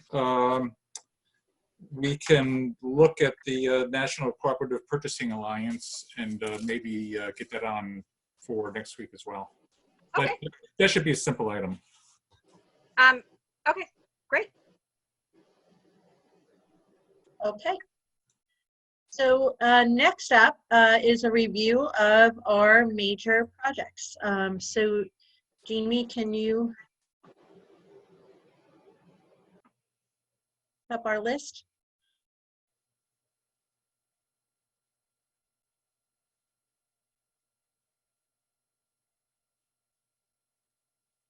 Okay. So this provides a list. So most of these, the vast majority of these we have discussed at year end while we were in the budget process, and we determined that these were going to be the focus areas for 2020. So we have a lot going on in building and planning, and I'm just going to sort of run through and give you a brief update on everything, but if there's any questions, please chime in, or if you want to wait till the end, it doesn't, I don't think it matters either way. But comprehensive plan, as you know, we've had an update from BFJ recently, and we are have a good start into that. We're meeting with subcommittees, and that is moving along pretty much on target, despite some of the challenges of doing this during COVID. And parking metering, we just got an update on that. And then we're also right now looking at our transportation study that we got a grant for, as well as looking at Route 9 redesign. We'll be meeting with Creighton Manning engineers who had submitted some thoughts on Route 9 this week, and we're looking to really leverage these resources as efficiently as possible so we can get the biggest bang for our buck in coordination with the metering that we're implementing more immediately. 200 Main Street remediation, at the next work session, We should have the RFP ready for the remediation. We are working with the state, and you know, we're told to just keep going along, and the money should come. So we're cautiously optimistic, and we will be meeting this week internally to draft the detail and draft contract for Wilder Walter Associates for the DPW site, and we'll keep you apprised of that and the timing and everything, so that we can start the process of community engagement around the mixed income, mixed use facility that's proposed for the DPW site on North Water Street. You got a good update on wetlands ordinance. In addition to wetlands, we were talking about administrative changes and zoning revisions that would streamline our process. Right now, Jaime is working on that with a lot of input from Trustee Casada. So we are now looking at processes within the planning department and building department to just streamline things for people, make it a bit easier, incorporating different policies and procedures, and some of them seem to be working. I think this is going to be an ongoing process, but the goal, as Trustee Casada said, is to make sure that our building and planning departments are the best in Westchester County. We're up for the challenge, so we're working hard to achieve that. Which brings me to Simprosity, which is one of the things we did. We are online. Simprosity is taking a little bit longer to work out the bugs in it, but we are working on it. They have waived our fees for now as they're working through they're cognizant that they have some issues. They've dedicated somebody on this full-time, and they have waived our fees for now as they continue to improve. We are seeing improvement. I think we are doing far more with Simprosity than any other municipality. And for a variety of reasons, it's becoming, I think, maybe a little bit more complicated than they had realized to implement. But it's going in the right direction, and we will keep you posted on that as well.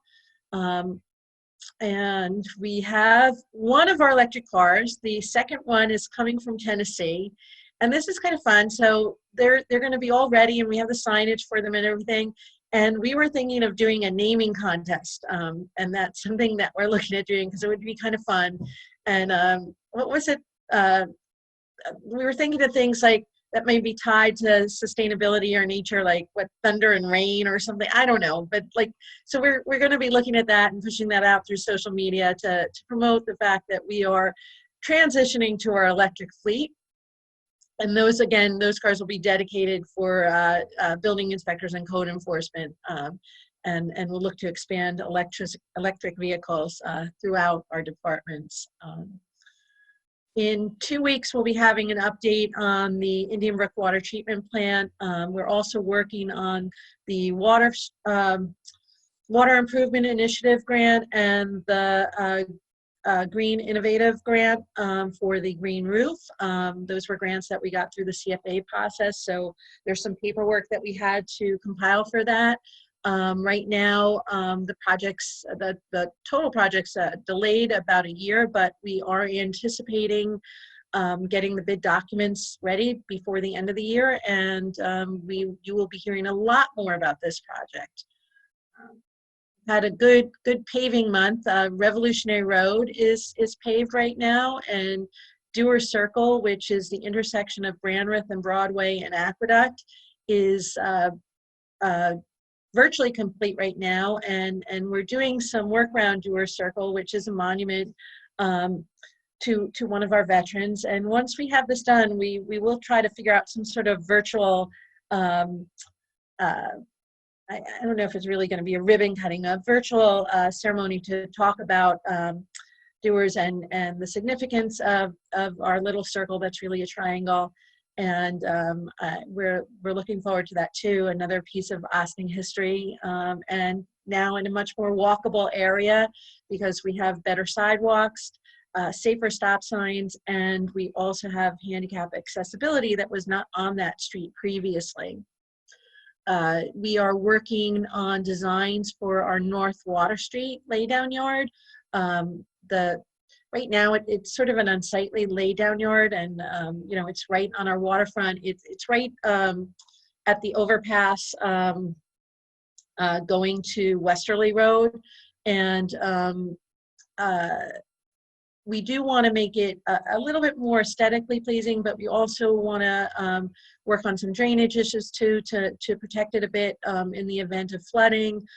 So that's something that we're working on now. And I think towards the fall, you'll see work being done on Broad Avenue, again, paving and streetscaping to make the sidewalks safer, more handicap accessible, or I say handicap accessible, but that's really part of it. One thing we heard that was interesting during the comprehensive plan, one of the subcommittees on the community groups were really talking about how difficult it is for people to get around. Like, we have so many people who have strollers and shopping carts, and you know, it really is quite a challenge. So anything we can do to facilitate that walkability, and then also make sure that walkability is good for people who have mobility issues, but also are going out with their young children or going shopping. So that'll be a good area to do that in. So we're excited about that project too.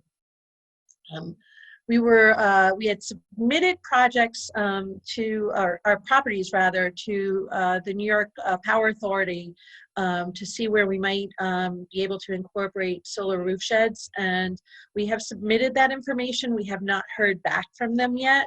We're not surprised that we haven't heard back from them, since a lot of these programs at the state level are slow right now, but we anticipate that we will, and we'll keep you apprised of that. Really good news down at Henry Gordon Park, because next week it may be very likely that you will be able to buy an ice cream cone at Bigfoot Creamery. So they're going through some final inspections, and I think they had a plumbing inspection that they needed to get done. And as soon as we have the final opening date, we will let you know, and we will plan to at least celebrate. I don't think that we'll just have to do it socially distancing, because if it's virtual, we're not going to get to taste the ice cream. So we'll figure out a way to do a ribbon cutting there and enjoy ice cream, and we'll just spread out while we do it. Our event management policy we have now sent the policy to all the stakeholders, and we're waiting for any comments they might have. And we've given them a week, so we're looking to have them back by this coming Monday. And once we have those, we'll incorporate them into the policy document. And then we will be able to, again, once we feel comfortable with public hearings, we'll be able to bring that forward, and there'll be additional time for the community to comment. And that's basically where we are with the Youth Bureau too. So we've passed a resolution to create the Youth Bureau. Again, once we go to a public hearing, we'll be able to go to the next phase where we can establish the board of the Youth Bureau and start looking and hiring for the Youth Bureau director.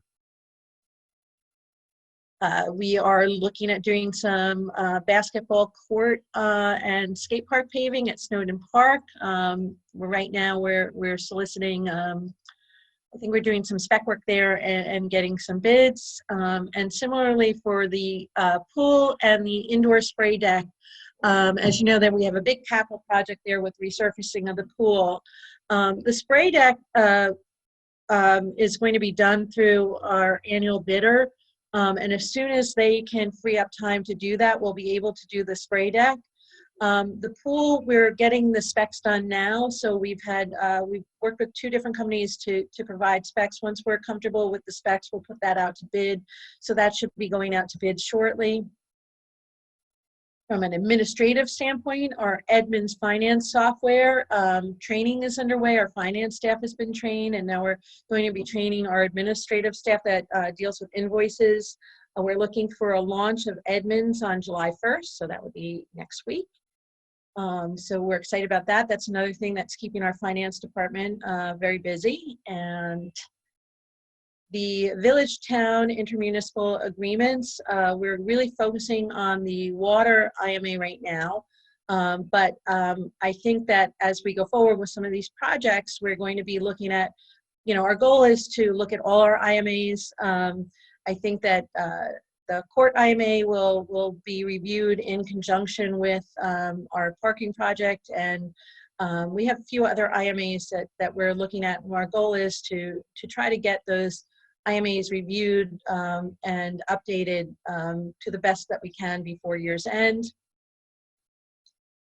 Working on the census, we got a report on that earlier this evening, but we have really, and I have to congratulate Jaime for doing a great job of getting the word out on this and making sure the banners are up and just making sure that Austin counts. We know it counts, and we want to be counted. So a virtual village, we did our first Facebook watch party for Brothers Fish and Chips today, and we're looking forward to more.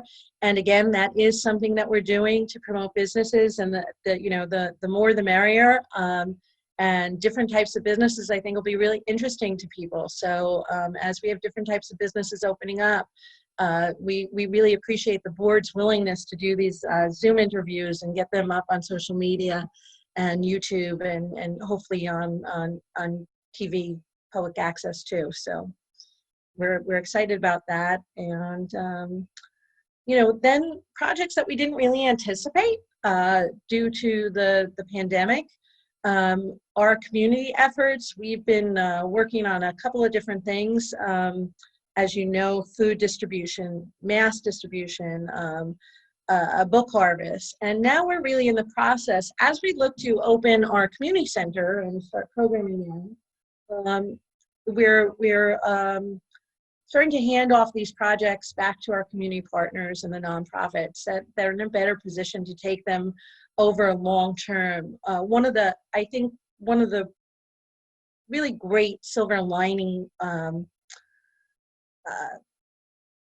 things that came out of the pandemic is the fact that we were able to work with an already fairly tightly woven safety net, but work with these organizations much more closely, our nonprofits, the school district, in a way that was really able to be responsive to the needs of the community. And those relationships have reaped more efficient ways of doing things and have really been a benefit to all of us here in the village, and a really great and inspiring experience to be involved with. We are getting ready to reopen our building right now. We will be opening to the public, and we are, so essentially we're just basically almost ready now. I think officially we'll be opening up on Monday, and we will have people somebody to take temperature checks. We will have a sort of a reception area that will be protected in plexiglass in the main lobby of 16 Croton. We'll be doing similar things in our other buildings. Rec Center will be waiting till phase 4, but what we're doing is making sure that our staff is safe, that the community is safe, and we're instituting processes for at 16 Croton in the short term, and hopefully in the long term. We're focusing most of our resident services on the first floor. So if you're coming to pay a tax bill or a water bill or to get something, that is all going to be done out of the file room, which is adjacent to the clerk's office. That's going to be huge for us. It's a much better convenience for the public, but also it's better for us overall. We have an old elevator that sometimes doesn't work, and that would be extremely difficult to replace and upgrade the way we should. And when it doesn't work, people have to use the stairs, and that's sometimes a problem. So for a variety of reasons, this will be more efficient and easier, and also will keep people safer during the pandemic, but I think beyond has real function as well. and recreation programming. So the other thing that, you know, we've had to modify, but we've had some good news, because tomorrow registration will open for our playground program. I'm going to get the names wrong. I have to just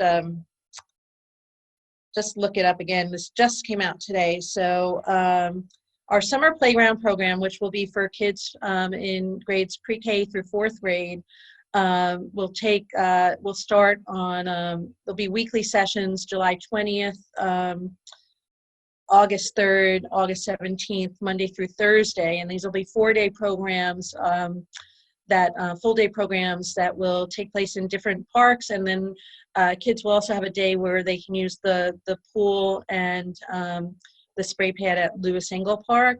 And then during the weeks of July 13th, July 27th, and August 10th, we will be offering a variety of programs, including paddle sports, kayaking and paddleboarding, tennis lessons, swim team training, Snapology, which is also known as the brand name Legos, an art program, chess, multi-sports classes, movies, and Just Dance. And our youth leadership program will kick off on the week of June 20th and run through August 28th for middle school and high school students. So we're excited to have this stuff going on. We didn't think that we were going to be able to do it. We're also working on opening the pool eventually. I think that'll be later in July. We're working on, we will work to facilitate as we get more guidance on team sports. You know, we'll work on that as well. But a lot going on right now in the village, and if you have any questions, I'm happy to answer them. I'm sure there's questions and comments. Oh, Manny, you're unmuted first. Go. Thank you. No, this is very helpful. Thank you, Karen, for all the work. I guess that my question will be more in regards to the pool, because I saw the email that was sent out early today. So I guess my question or concern may be in regards to we were talking about doing some pool repair. What's the status on that, and how will that affect the programs that, you know, we're trying to accomplish that into this new norm that we are going through? So the pool, like as I mentioned, we're getting the specs, so we'll be ready to start bidding the pool job within the next probably about the next month. But the challenge with the pools is all the pool people are like sort of backlogged. So then it'll be depending on once we get the bid out, really just being able to schedule the work. I don't think that the pool work will start until I can't imagine it would start before the fall. So we may have to, it depends on what we ultimately determine, you know, the scope of the work and how long it takes. So there may be a little bit of interruption then, but we're not quite sure. We're not going to be able to open the pool to the public for, at least at this point. Like some communities are doing appointment onlys. It's probably going to only be open for lap swims. So we're not going to have the full utility of the pool probably for quite some time. So it would have been nice to get the work done earlier, but the limitations that we had on construction early on, and just a combination of factors, I think will mean that the work will get done in the fall at earliest.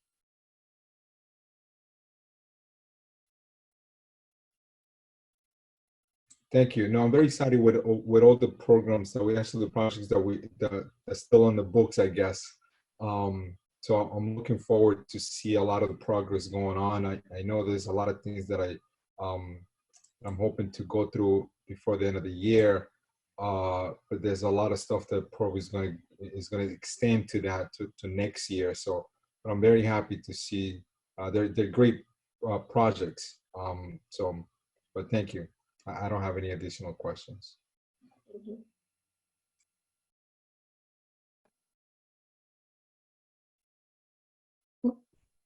I could jump in. So Karen,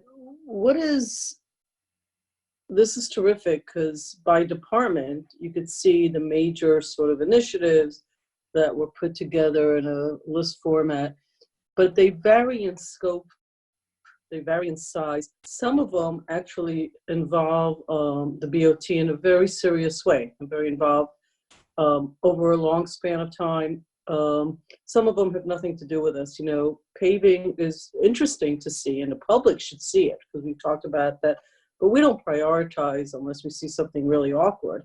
So what is your desired outcome beyond this is the things we're working on? Is there something else that this presentation should lead to in the form of, are there some items that you're looking for us to prioritize in some specific way? Is it informational for us to chew on? Is it for us to say, hey, you know, I thought you were working on this and I don't see it on here. Or, hey, I thought we were doing this other thing, you know, and now like we budgeted, where the heck is it kind of thing. What is your desired outcome? The purpose of this is to provide an update of where we are on the initiatives that we prioritized, the board prioritized at the beginning of the year. And it, you know, again, because we have, we've been reporting on these things individually, sometimes it's good to see it all laid out. Mm-hmm. I think that as we look to other things we may want to do this year, as we look towards, we've already gone through the capital expenditures and things from a cost perspective, and we're going to continue to keep you updated on the budget. This is, you know, basically the message from the manager's office, from the staff is we are surprisingly on track with most of the things we committed to, despite the fact that we are, you know, we really didn't anticipate dealing with a pandemic, and that's not something any of us had any experience in doing. But things are moving ahead. They're moving ahead at a relatively good rate. Not everything's as fast as we would like it to, but things aren't necessarily way far behind either. And certainly we can consider other projects, but I think it's as we consider things going forward, you know, just being cognizant of what we're doing now and how new things may fit into that or not. But really, it's informational. This is where we're at, and some of the board members had expressed interest in better understanding everything that was on our plates right now. So could you share with me two things? Number one, are there initiatives or projects that are not on this list that we would have expected to see that were dropped off for whatever reason, that are no longer on the list? And secondly, let me just stay with that one for a minute. Are the things that were dropped off?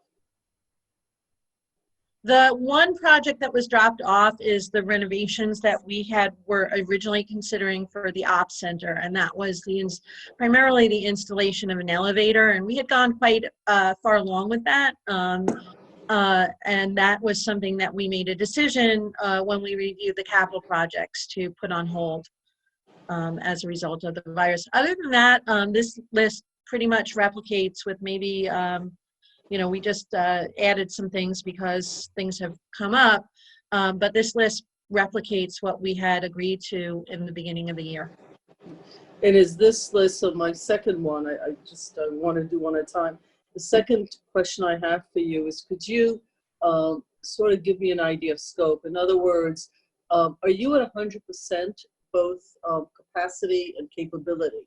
So project management and success is about three items: capacity, capability, and lastly, although driven by the first two, is where you are budget-wise. Municipalities, as I've discovered, as you know, very different private industry. Let's leave the third piece off, the money part. Let's talk about the first two.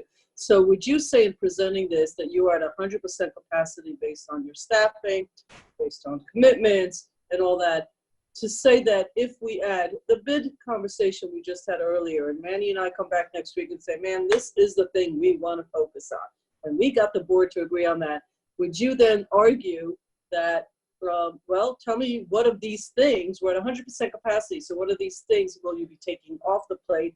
Or do you feel that there is room, depending on the projects, because some projects are actually quite small. And some projects, Youth Bureau could be in 18 months, could be in 8 months, we don't know, right? It's like in the beginning phases. So how might you show us or explain to us what your expectations are across capacity and capability, so that when we look at prioritization, we have a sense of it? So I think that really looking at this from a strategic lens is probably the best way to answer that question. So if you look at these as initiatives, you know, they're really actually quite interrelated. And I didn't go so far, but we had talked about this in other presentations that were done at the end of last year. So really, most of these things are interrelated in a way that they build on each other. So what I would say is, if we decide to add things on that build to a strategy, and I think this really is the bigger question, and the thing that you know, an area where we might be able to put more focus on this. Some of these things were projects that we're committed to. Some of them are things that we have to do because we have you know, a capital need to do it. But by and large, most of them speak to the direction that we're going as a community, ensuring that we're providing good services, ensuring that we are looking at those services in the way that best addresses the needs of the community. And so as we're doing the comprehensive plan, things like the parking study and all these things, and even to a certain extent, the conversation of the bid can be augment that process. So if we were to go forward to explore that, I don't think it's that we don't have the capacity to do that, but I think we have to be realistic about how we would go forward with that and what we would want to do. So if it became where we may have challenges is and again, a lot of these can be addressed in many different ways, sometimes even with seasonal help or you know, part-time internship type positions and things, where we can look at ways if we wanted to create a database of businesses or something like that. So I don't think that there's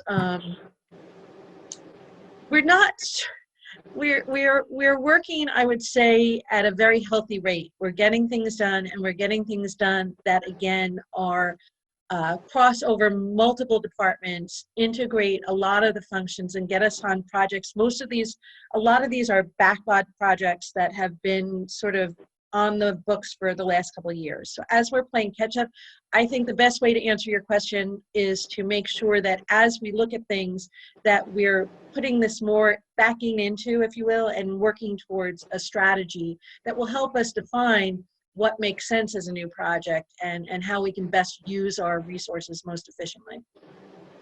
Thank you.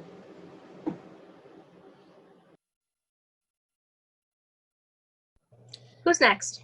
All right, there you go, Omar Lopez. Yeah, so this was one of the things that I have been really curious about, like the mayor previewed in the beginning. So first I'll say, if we can accomplish all of these things, and I realize that some of these are not to be done this year, but they're just to be worked on this year. But this is incredible progress. We would be really pushing our village ahead if we're able to do all of these things. And you've sent reports in the past, Karen, that have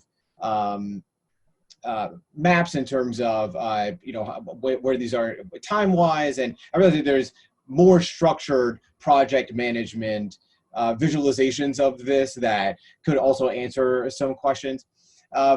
But to me, this serves a few purposes. One, it's super helpful to have this kind of list, not only for us to discuss here, but for us to be able to share with the community what it is that we're accomplishing. Even during a pandemic, we're able to get a lot of this work done, and that's excellent. That's really exciting. Two, is that we're able to identify one of the things that Rika was describing was capacity. And I think where it gets tricky is that there are parts of this work that do have consistent requests on your time.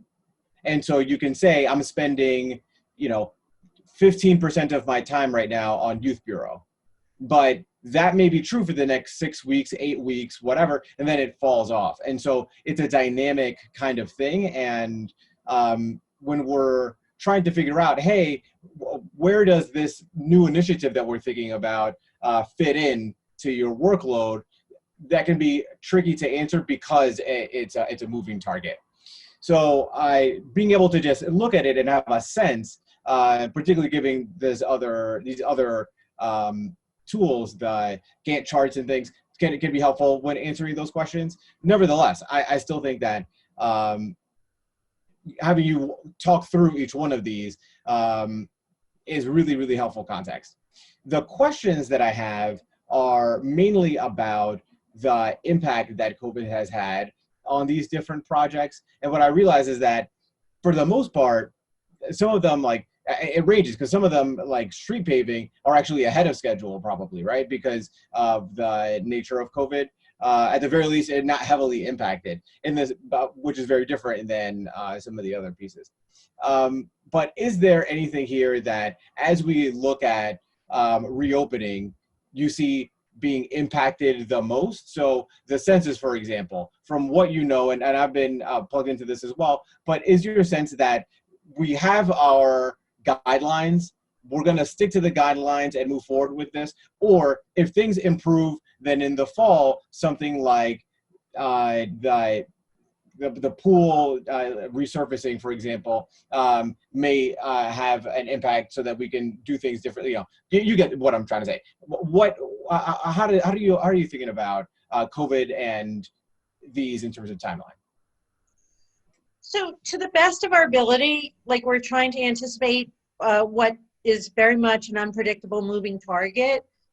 So a lot of what we're doing is contingency planning. So if not this, then this, and sort of anticipating a range of options to go forward. So we are trying to be creative. So right now, if you're talking about the census, that, this has forced, and I think in a good way, because I think we may not have done these things otherwise, and we may not have gotten as good a yield. So there are different groups thinking about, and we're working with them to facilitate different ways to promote the census and do it in ways that dovetail with other initiatives that we wouldn't have thought of otherwise. It's become so ingrained in what we're doing. It's, for me, it's almost like I can't even remember pre-COVID, when we didn't have to anticipate, a whole other set of criteria. I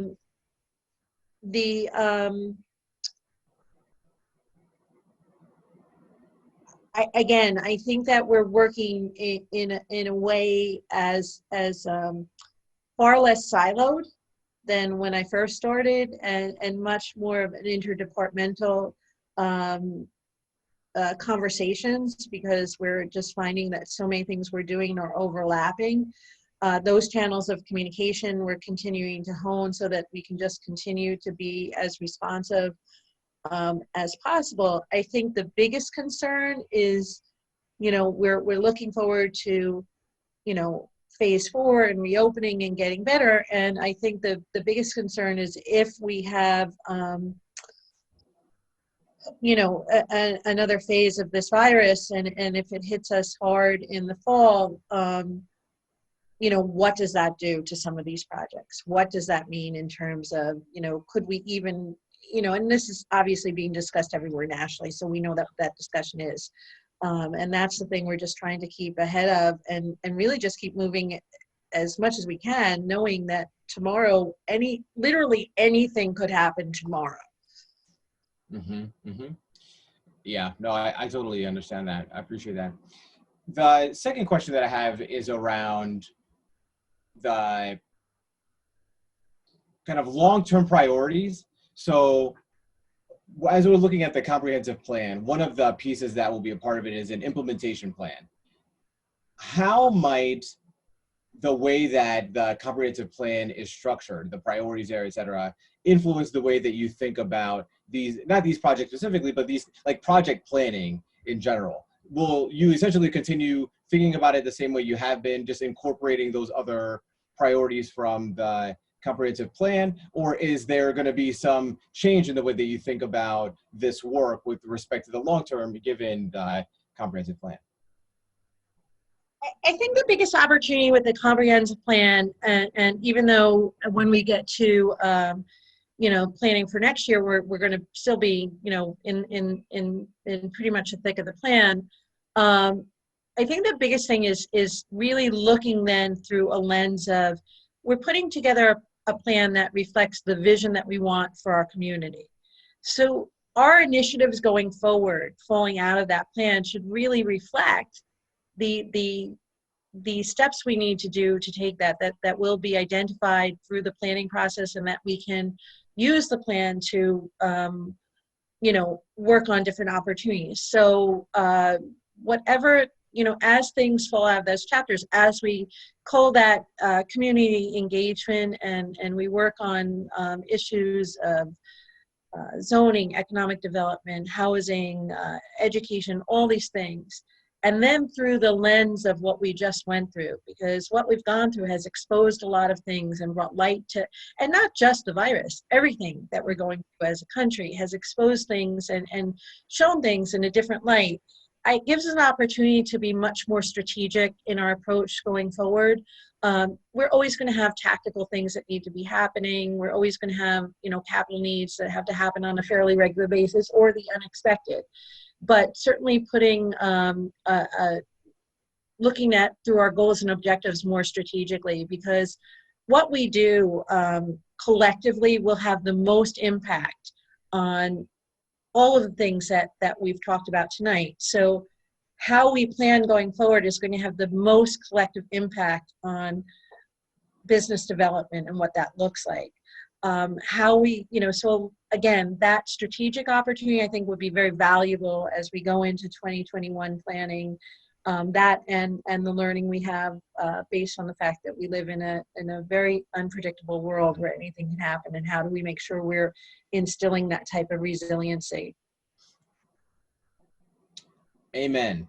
The last question I have is around our role as trustees. Is there anything that we can be doing, conversations we can be having, insights that we could be providing, conversations with the community, and not just with each other, that would be helpful in, again, not even zeroing us on specific projects, but on thinking about the workload as a whole?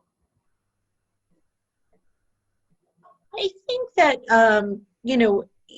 again, with this list we're going forward, some things are heavier lifts and some things are going to require more outreach and more engagement and more communication. So when we're looking at things like the comprehensive plan or the DPW site or the youth bureau, these are all things that are much different than, opening up an ice cream vendor at Henry Gordine Park. So on the things that really require more conversation and more thought, and we know that there are vast opinions and thoughts on this stuff, but we also know that we hear from, no matter how many people we hear from, it's still a fairly narrow group, and how much we can do. So I think the outreach that we do in the community, that's always an area where policymakers can really glean a lot and bring a lot to the table. Doing, certainly our virtual world has forced us to do things a bit differently and work a bit harder, which again is something that's good, because I think we're working harder than we would have done otherwise to reach different types of people. And we know that we're seeing names and faces that we haven't seen before come forward for volunteer opportunities.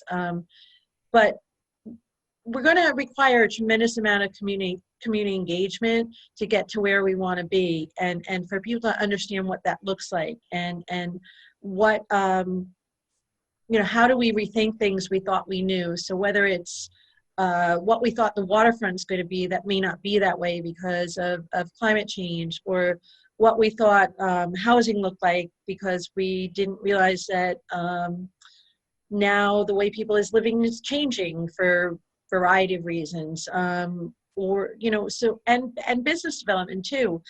One of the things Jaime said in an earlier discussion and was an internal discussion that we were having, is that the smaller businesses, what he's noticed in our community and other places, is as hard as it is, like people are sort of rallying for the smaller communities. But, you know, we just read today that the Ritz-Carlton in White Plains closed. So the bigger companies are having a problem. So that's going to create a tremendous economic fallout too, that we haven't even begun to anticipate. And, you know, so the challenges are going to be much greater going forward.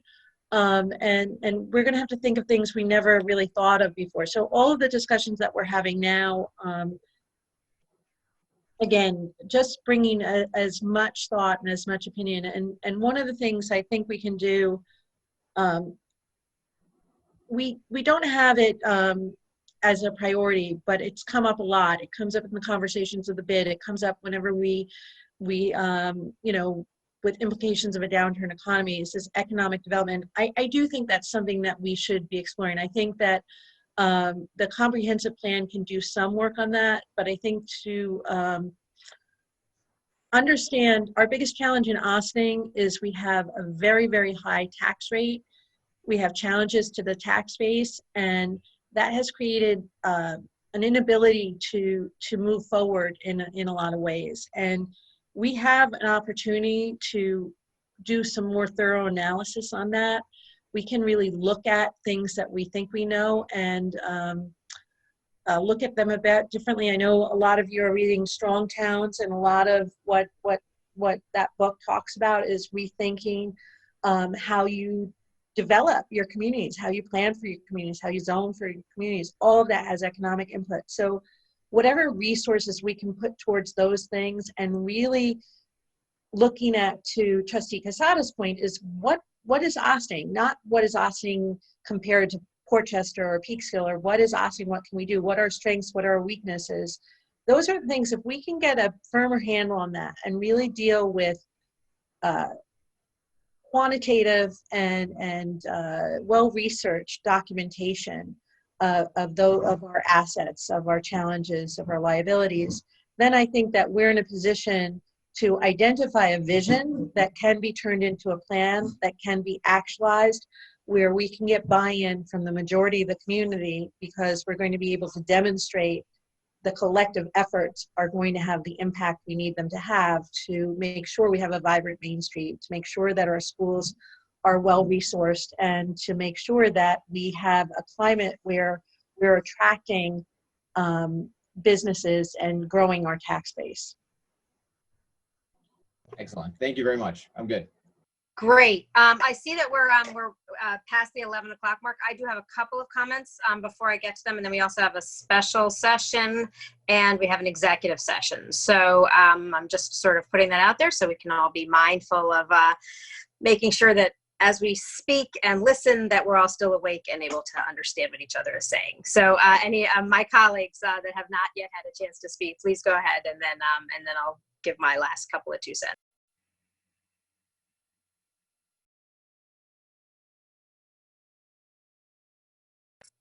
All right, Manny, you're not unmuting. Bob, you're not unmuting. Okay, good. Then I'll be quick. Karen, the Creighton Manning stuff, the Route 9 re-engagement. Yeah,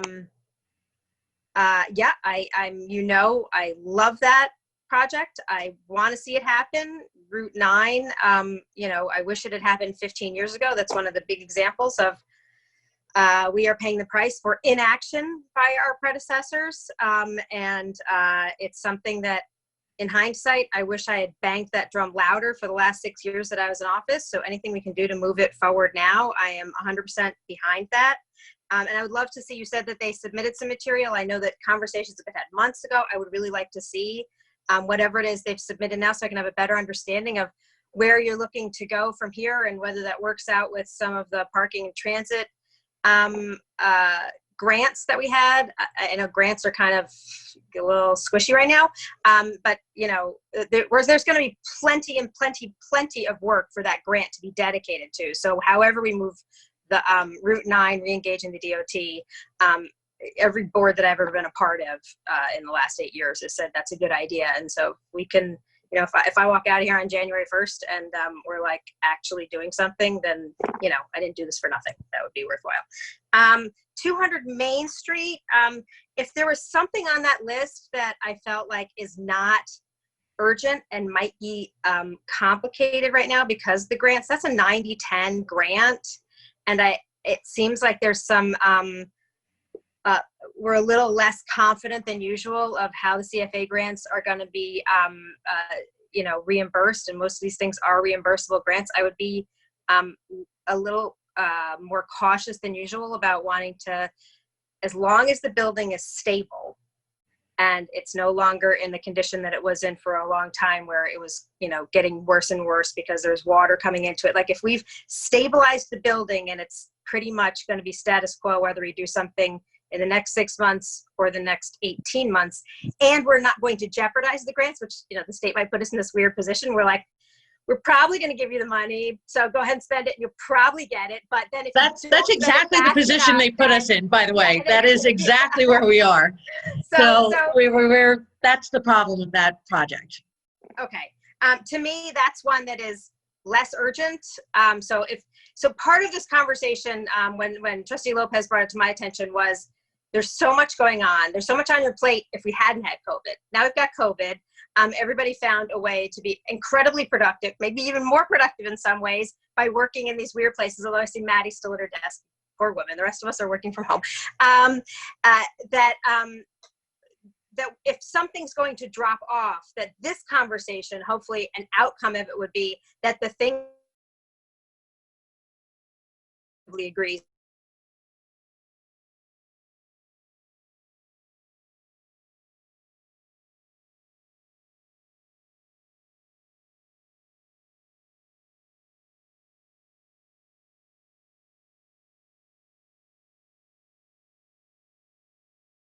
and these other things are higher priority in my mind. So putting that out there. The events management, I know that you reached out to stakeholders with the draft, and you emailed us, I think, last week.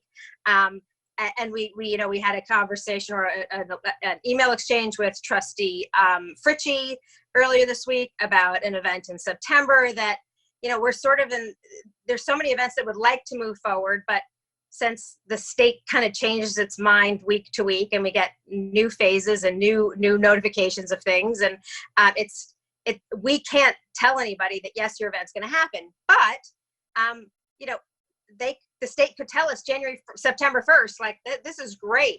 You know, New York State is doing great. The Mid-Hudson region can go ahead and follow these guidelines and have some sort of parade or events. We've come so far that I'm excited that we reached out to stakeholders. An events policy, that's not something we necessarily have a formal public hearing on. So anything that we can do to move that forward in the event that this fall things can happen, I would really like to do that. So I'd like to keep that high on the list. I'd move 200 Main Street down on my priorities and events higher. Yeah, there are code changes in that would need to go to a public hearing. So there, you know, okay. So that's why. We're figuring that. Let's get those teed up because we're figuring out when we can do public hearings, and those code changes might not be as controversial even as wetlands, which could be controversial. So, you know, if we're talking about code changes that nobody's going to show up for no matter what we do. The group that would show up for that is pretty well engaged in this. So I think that we probably would be in good shape to go ahead with that. Then the only other thing I would comment on is you talked about IMAs, the water IMA. Yes, I mean, we've been talking about that for the last 4 years, and that's its own animal, and I'm glad I'm moving forward with that. Off the top of my head, I came up with all the other IMAs: court, rec, clerk, OPD, OFD, engineering, finance, IT, probably the other 3 that I can't remember off the top of my head. And I'll just use this as an opportunity to remind everybody the amount of time and resources and people making 6-figure incomes sitting in a room week after week, day after day, year after year, would not exist if we were one unified Ossining as a coterminous town village. Okay, gotta say it every chance I get. Is that a project that you want to add?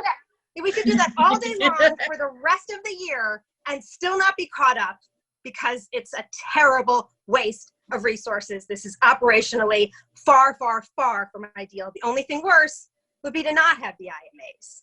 and be wasting taxpayer dollars even more. Instead, we just waste an incredible amount of time and resources in trying to work into this backwards municipal structure. Manny, you unmuted. Did you want to chime in on I just want to say I second that motion. Let's get it done.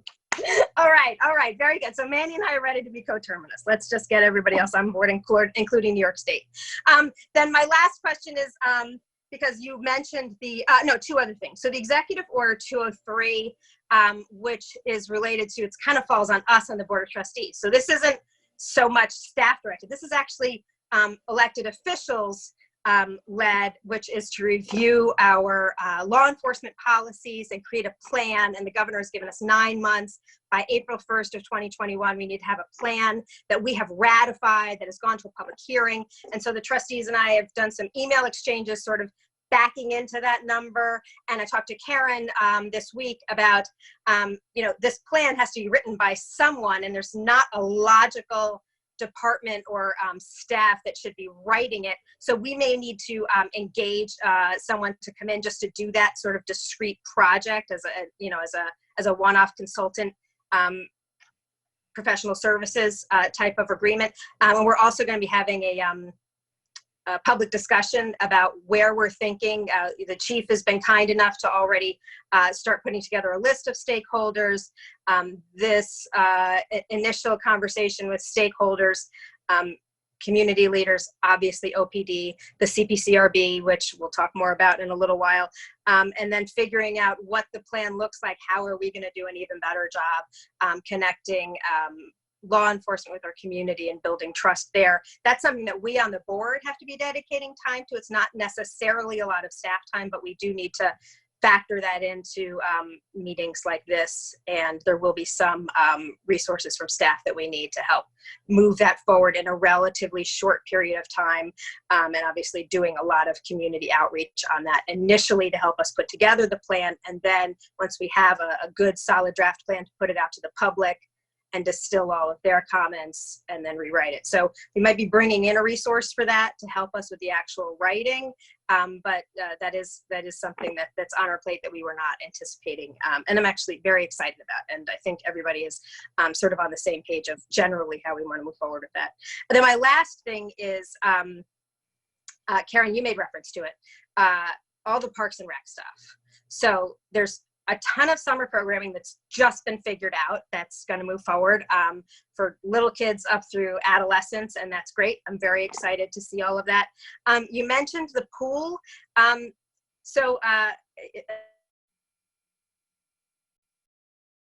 I was there, a woman came up to me because can't go out in the community without people saying, "Hey, aren't you the mayor?" So I have this thing that really matters to me, and her thing was she senior exercise classes that take place at our pool, which, as she explained to me, could be very easily maintained social distance. It's very regimented. People can sign up. You mentioned lap swimming. Are there some programs that can be very regimented like that we can allow to happen until we are shutting down the pool for work? The challenge that we have with the pool is that we have to submit a plan to the Department of Health that they have to approve. And it being in the pool in and of itself isn't as much of a problem because the water's chlorinated. It's the amount of deck space that you have around the pool, which for our pool, an indoor pool, is very limited. So, and then the dressing rooms and everything else. So we have to, it would depend on, and I have to talk, I'm not saying that we can't do it, but lap swimming lends itself to like one or, a few people at a time sort of spread out, but we have like monitor how many people are in the changing rooms, how many people in the shower, and that's where doing classes, I'm not saying we can't do it. We're just trying to work out a lot of issues that we have to deal with, and because with the pools they have to be approved by the Department of Health. It's another layer of review. So okay. I think that adult programs, to be honest, probably will be easier than children's programs. So that it's likely that we could, as we evolve, that an adult exercise class, and I think I know which one it is, because I took that one, could be something that we could do. Great. Although it's a tough class, so I don't know. Well, as long as they're several feet apart from each other, then if the pool Yeah, itself is going to be approved to be open, then anything that can happen, I think, is great. And people are so desperate to be able to get out and connect and do it. If we can do it in a way that's safe, a pool exercise class on that list. I don't want to get people's hopes up. I go through this. We have a similar pool. We can't open it up for months. The Board of Health is very clear. The water droplets, the distances, the getting in and out of ladders that are above water, and how often they have to be cleaned after every single person, is outdoor pools for communities that have those big outdoor pools. Different story, because there's more space around. Indoor pools, I just don't want to get people's hopes up. People who swim are very regimented. I mean, it's very much a mental health issue for many swimmers, and I do appreciate that. I'm hearing this, I'm saying to myself, I'm afraid to get people's hopes up because indoor pools are problematic right now. Okay. That is true. Indoor pools do pose more challenges. Yeah, unfortunately. So this is the kind of stuff that's sort of layered on top of all of these projects is figuring out how to navigate the ever-changing regulations of everything. Parks and Rec was a big one that is still figuring out what they can and can't do and how they can. And on my last comment, again related to Parks and Rec, you mentioned, Karen, that team sports, we're figuring that out. Can you remind me, where are we with playgrounds, and are we opening? Thank you for reminding me of playground. So playgrounds, we should be, we're putting up some signage. We should be opening up playgrounds very soon. Right now, what we opted for playgrounds with, opening playgrounds with warning signs. Some communities are doing like sterilization of equipment. It would be almost impossible, and I'm not sure particularly useful to do that here. We have a lot of small pocket parks. We have a lot of things going on, and just the intensive nature of that. The other thing is that it is no really good way to do that. So we are in some communities, and I think it's White Plains that we got this from. There's signs saying like, these are basically like sort of the warning label for playgrounds during COVID. So we'll be doing that, and they will be opened. We should be opening them really, really soon. So that's great. So does that mean that Vets Park is going to be open? And what does that mean for fields in general? If I realize that there's no team sports yet, although there might be some way for small groups to practice and. Yeah, can I get back to you, because all of this happened today, that a lot of this, so let me get the update and I'll report back. But we are looking, playgrounds will be opening, and that's imminent. Like they'll probably be opening like within a few days. And I'm not 100% sure that we have, we've really thought through, we'll probably be opening Vets Park, and then we'll just, as we get more guidance on team sports, we'll implement that too. I think that some of the issues we had early on when we were first, first entering the pandemic with people out on fields, I don't see anybody doing that now on the fields that we, so I think we'll probably, I think most people understand now. I think early on people weren't really sure what it meant to be in lockdown. I think now I don't anticipate people running to go play team sports right now, but we'll see. We'll just see, and then we'll hopefully get some more guidance on this and keep going forward. Great. Do we have a laminating machine for all of the signage that we're going to have to change every other day as New York State changes their rules every day? We've been putting a lot of signage out, so yes, we will be able to laminate and put signs out, and we're working on that. And Stuart was very helpful in making sure we got the language correct and everything. So. Excellent. Then that's it for me on this. Are we all good with our priorities? All right. Okay, so we're coming down the home stretch. What's we next? are one more item. So this should be relatively quick, I believe. Discussion of a tax certiorari settlement for 1516 James Street. And that would be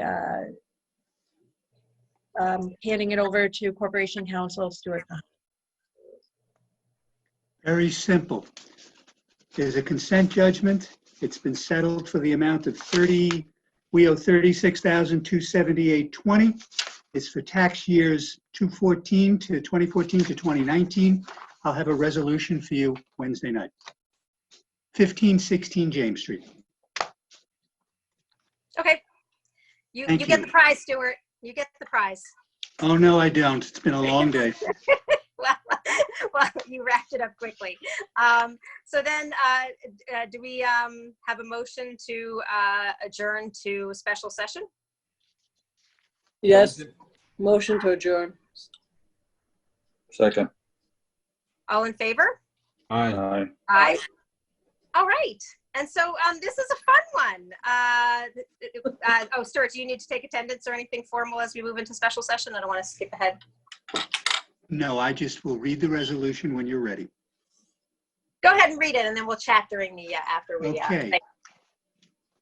Resolution A, resolved that Joaquin Poggio, 6 Maple Place, Ossining, New York, is appointed as a civilian member of the Civilian Police Complaint Review Board for a 2-year term expiring on June 23, 2022. And be it further resolved that Jim Burnett, 14 Overton Road, Ossining, New York, is appointed as an alternate civilian member of the Civilian Police Complaint Review Board for a 2-year term expiring on June 23, 2022. Do I have a motion? So moved. Second. Okay. So this is our chance to talk about it. Trustee Lopez and I spent a good chunk of our Friday afternoon interviewing candidates. We were delighted to have so many people raise their hand and volunteer to serve on the CPCRB. Obviously, this is, I'll just give people the, sort of put it in context, we're the only community in Westchester County that has a Civilian Police Complaint Review Board.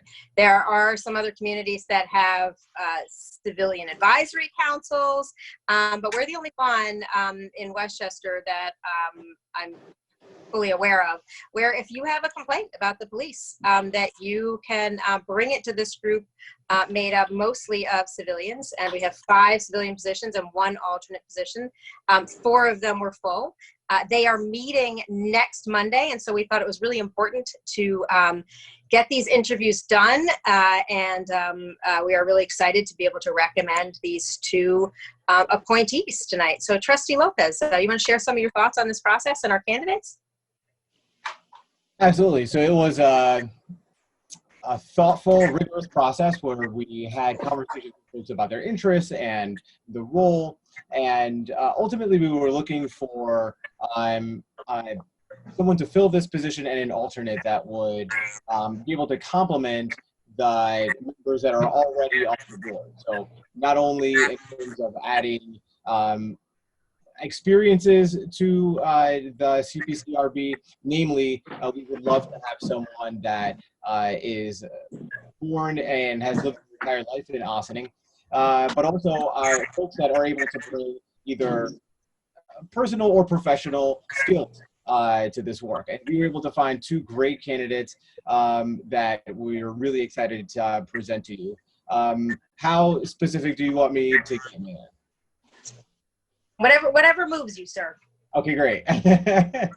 So our one candidate, Joaquin, is someone who has been a lifelong Ossining person, and hearing his perspective on what it has been like to grow up here, having a perspective on how the police and relationship with the police has changed over time, and particularly the work that the police have done to build connections with folks in the community and in the school specifically, was really great. So very excited about Joaquin. The second gentleman, what was his name again? Jim Burnett. Yes. So Jim has a lot of experience in law enforcement, and while a lot of the work on the CPCRB is training, receiving training, because civilians, non-law enforcement folks, don't have a great understanding on average of what the protocols are with use of force, stop and frisk, and all sorts of other kinds of situations. So training is key. But Jim actually was a trainer. He has a ton of experience when it comes to law enforcement. And so bringing that knowledge base to the civilian side of the CPCRB as an alternate would also be very, very useful. Great. Great. Thank you for giving those insights. And I'll just say, you know, one of the things that was so enjoyable to hear from Joaquin, and it's not the first time that I've heard it from young people who've grown up in Ossining, it's just such a positive impression of our police department. So I think it's great having, bringing on voices that not only represent a variety of life experiences and perspectives on the village, but we didn't have anybody on there yet who had grown up in Ossining. He's a young man. He's also bilingual, and I'm particularly excited to have him there, bringing a really different perspective. Actually, the four current civilian members are all women, and that's surprising that that's just how it worked out on the Civilian Police Complaint Review Board. And I wasn't opposed to making it, you know, completely women, and I'm sure there have been times in history when some committees have been completely men, so it's not the worst thing in the world. But I'll also say that a lot of people are now becoming aware of our Civilian Police Complaint Review Board because of the community conversations and national conversations that have been happening. And that's why we saw this strong response for applicants. And I also want to let folks know that thank you very much, Jaime Hoffman, for putting the complaint form in English and Spanish up on the village website. And this is an excited group of volunteers who are going to be serving on the Civilian Police Complaint Review Board at a very interesting moment for our community, and they will help us help to inform and move forward the process I was referencing earlier about us coming up with a plan for our community in response to the mandate from the governor in Executive Order 203. So with that, are there any questions from our colleagues on the board? Or are we ready to vote? All right. Clerk Kahan. I think you're muted, sir. Read my lips. All those in favor? Aye. Aye. Opposed? Thank you. Thank Do we have you. a motion? Do we have a motion to adjourn to executive session for matters of personnel and collective bargaining? So moved. Second. All in favor? Aye. Aye. And with that, thank you so very much for your patience and perseverance this evening. We look forward to seeing you in a Zoom room next week. Bye-bye, folks. Thank you, everyone.